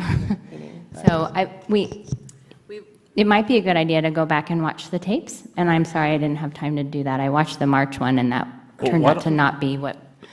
Here's my suggestion. Why don't we have them go back and research that before? Great. I mean, because this isn't the end of the world if we don't approve this tonight. So. Yeah, we can. I would agree. Yeah, we can definitely go back. We were just trying, because as people have been requesting documents, we wanted to make sure we were giving the right documents And out. we are not giving the right documents out, if that's what we're giving out. Well, let's go back, let So- them do so- the research yeah, before we let make us- comments like that. Let us go back, because certain, our goal, when Jackie and I pulled them, when we noticed the error, we noticed it was on for both resolutions, because actually in the April 26, 2016 meeting, the attachment was numbered incorrectly. Right, it was. It was numbered as 16-17-36. So we were just trying to correct both of them, but let us go back and research, since neither one of us were here at that time. So we want to make sure that we can make sure that that's correct. I believe the March 29th, 2016, the number 9 item is correct, unless Right, except for the date. Except for the date on the resolution. that we're. We just bring them both back together. I would like to bring them both together. back together just so that we can do this in one Sure. item and make sure. No problem. But I think if we check on that I and make can sure that send we you- have it right, I then can that send would you be the good. correct appendix if you want, so you know what you're looking for. Well, let us. Why let don't us- they do the research so we're not directing them to look for something? Let them go and do the research and find it, I just thought that might help if you know what it looks like. Well, they know the meeting, so, I mean, and they know the items, so they can go watch Oh, but they it. haven't seen the appendix. They weren't here. But We'll go back and look. it'll be in the meeting. That's what the meeting minutes are whatever. from. You can let is me from know the if you meeting. want it. I accidentally attached the wrong, I was trying to do this quickly, and I attached the wrong appendix. Like, I attached Oh. it from the first to not the second, so that's. Oh, okay. Well, then maybe it's an easy fix. So it might be a very quick fix. Let us go back and check. We apologize for the error. Okay, Okay. super, thanks, so we'll see those again. Have those numbers come up yet? The ones that are about to be repeated? They have. Okay. Correct. That's what kind of started the whole thing. Okay. Okay. Okay, all right, so that concludes our regular item business, and now we're going to go on to matters introduced by the board. Mr. Sherrier. I can't hear you, thanks. Sorry. I was on and I was off, now I'm back on. That's okay. This involves some of the speakers earlier about the high school process. We've spent a lot of time on this and a lot of effort. And part of the concerns that have been raised are how much of this was in closed session versus open session. And I'd really like to see us bring back a process where we pretty much include the public a little more and search for the high school, the new high school, in a pretty much open session format, except for the final ask for the property after we've already decided what it should be. So I'd like to see us go in that direction. I'm not sure the best way to proceed on that, but that's something I'd like to see. And I just want to hear if any of the other board members kind of want to go in that direction as well. I actually had a similar matter, which was that I think sort of has a couple of parts, but I think they overlap with yours. I think we should take a fresh look at properties for a high school. I think that I would like to hear options for how we can involve our community, and presented to us in a number of different ways so that we can think about what makes the most sense as we build that process. And I would like it to be a look where we have essentially an independent look, and with a lot of data that is shared. So I think those are similar, and perhaps this could come back as a future item if we do have consensus on bringing this back. This is how we for the public, this is how we conduct our business. We bring items up in matters, and then with enough folks on the board, then they come back as items. And so is there consensus then to bring that back? I'd like to say that I appreciate that, and I especially like, which was going to be something else I was going to talk about, was a new look at it, kind of reset and take new fresh approach to see what is out there. So does it make, I agree with both of those. So does it make sense then that we would have an item that comes back, or perhaps a special meeting that comes back where, because right now we're allowed to sort of say we'd like an item on this, but we're not really allowed to get into the weeds on why and what and how and all those things. Does it make sense then that we would want to have a meeting to talk about these things, or an item? Do you want it to come back at the last meeting in June? Do you want to have a special meeting? Do I even have 3 nods, actually? So we do. Okay. I just didn't see them. So, okay. How would you like to proceed in putting this on the agenda? It's definitely something for us to give great thought to, because we definitely want to do a great presentation for it.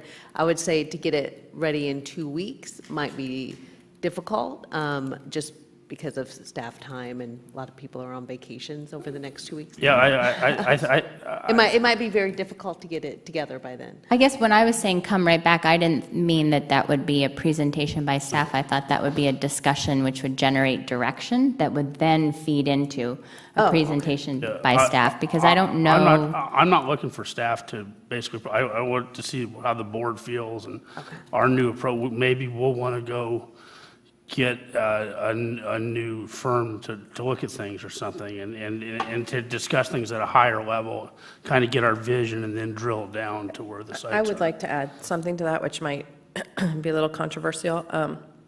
I like the idea, however, I think prior to that, there might need to be some kind of board retreat where we actually establish some norms, because in my opinion, I thought we had a process, and I don't know that we all did a great job of following it. I don't know if it was maybe not clear, but I feel that there needs to be some sort of team building before we embark on some new process where we agree to something, and then some of us might feel that maybe the agreement really isn't there. Am I making sense? I just feel that I thought we had a process. I thought we went through some certain steps. I thought we got to a certain place, and then what I thought wasn't true. And so now I feel like I'm all for a new process and everything everybody's talking about, but I feel that we need to work together first as a team and figure out how that's going to work before we embark on this journey, because it's a big one, and I don't want to see the same kinds of things happen again. I'm not convinced that we could talk about a process, put a process in place, put it out there for the community, and then actually have all 5 board members follow it. I think that's part of the issue. I think, I don't know what to do deep in the weeds, but I think we got our demography numbers, which are kind of what we're agreeing on. We know where our money's kind of coming from. We kind of know where the land is. We're in a hard problem at coming up with ideas or solutions for these problems. I think we need help, because none of us here are experts on building facilities or what kind of land to use or anything. A lot of us felt like we had help, and I don't think this is the place to get into this conversation. Right. Though. Actually, I think we can't. Yeah, So I think if we want to add other things to items Yeah. to bring back, and it Yeah. sounds like a board retreat or some kind of board discussion. And so maybe that'll be one of my Something in matters. open session, though. Yeah. I'm sorry? Something Well, that we board can discuss retreats that's have to open. be Well, they're in always open public. session. We always publicize our meetings. If people don't come, that doesn't mean that we weren't being transparent. I was not going to make this comment, but what the hell? I take a little offense to the insinuation that we did so much in closed session. We did negotiations in closed session.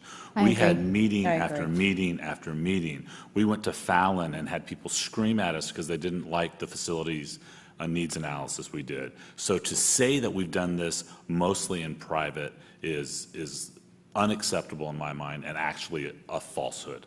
Which is why I think we need that. And so if we're going to continue down that road, I have no intention of going down that road. I think we did a good job of trying to do it, and we got to a spot. And look, the board made a decision. What the people spoke at that meeting, and that's what they wanted. And so we made a decision. But I don't want to continue down this road of saying, you guys don't know what you're doing. People complain, we'll bring in a consultant, and I can guarantee you someone won't like the consultant because the numbers won't be what they want. We can bring in another demographer. We've had people tell us our demographers are wrong. So let's come together as a group, let's figure out a process, then move forward. It's not going to work if we keep going back and saying, well, we did this wrong, we did that wrong, because that's what we've been doing. We've been doing that for months now, and it got us nowhere. I looked at how much we've spent on this process. I will not spend that much money again on this process. It's a waste of our taxpayers' money, and which was one of the reasons the whole thing with Zeiss, although people didn't like it, it was about the financials. And we have to set parameters so people know what we're doing. And if they don't like our parameters, that's a different issue. But to sit there and go what we did I'm sorry, tonight. I think we're just a little getting into the weeds and advocating, but it does sound like we do want to have a discussion, at which point those would be really good points to make sure they're a part of. So do we want to have a discussion then about our process and how we're going to march forward and how we're going to... Yes, but not until we have some kind of agreement in place or some kind of retreat with the board that talks about how we're going to work together, I think.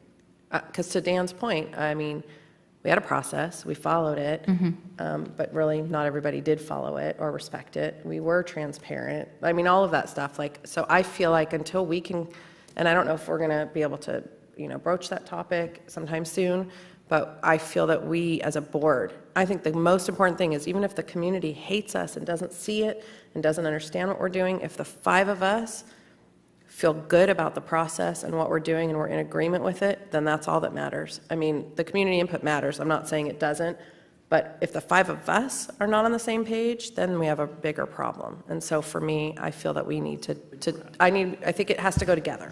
I don't think we're on the same page. Yeah. I don't think I think- any of us are on. I'm not So saying- what I'm hearing is, and not getting too far into the weeds, I'm hearing 2 matters. I'm hearing 1 matter is a board retreat. Do I have 3 nods on that? I do. Okay. And then 1 matter is establishing our process and how we march forward and how we, who we involve and how we involve them and options for that. Okay.